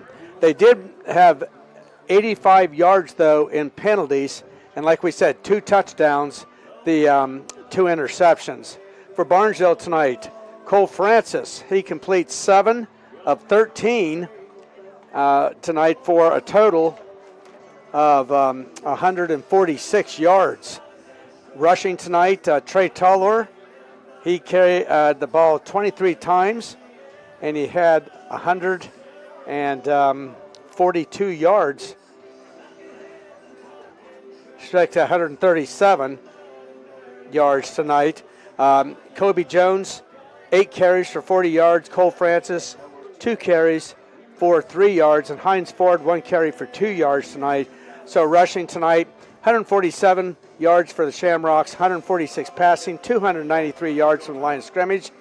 They got 70 yards tonight in penalties, and they had 2 turnovers also, the interception and the very costly fumble on the George Washington 4-yard line that stopped the drive and gave George Washington the ball back.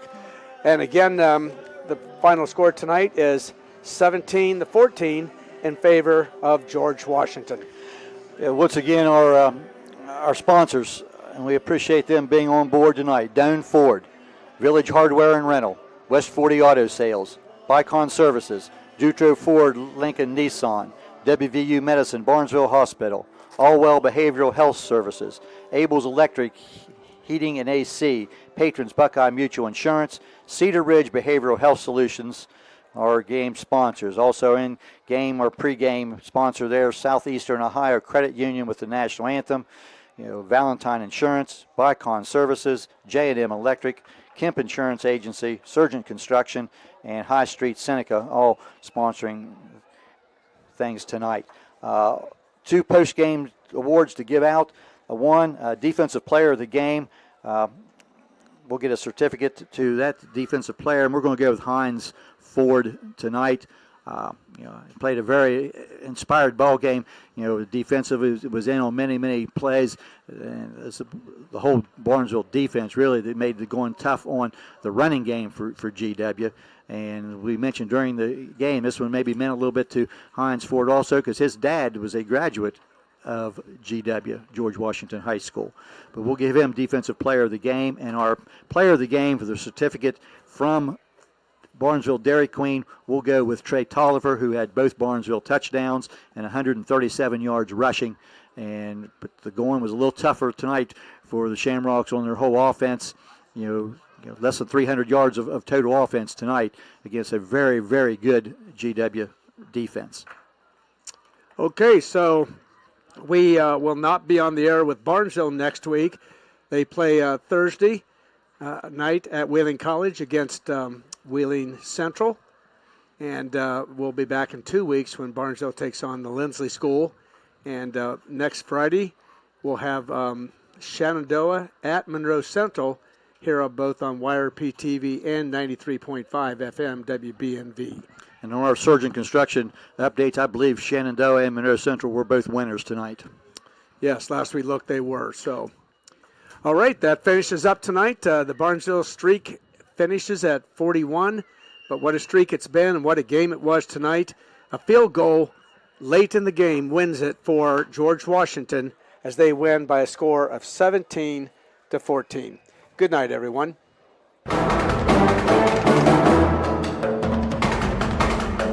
You've been listening to High School Football, a presentation of AVC Sports on WBMV, Barnesville Woodsfield's 93 BNV.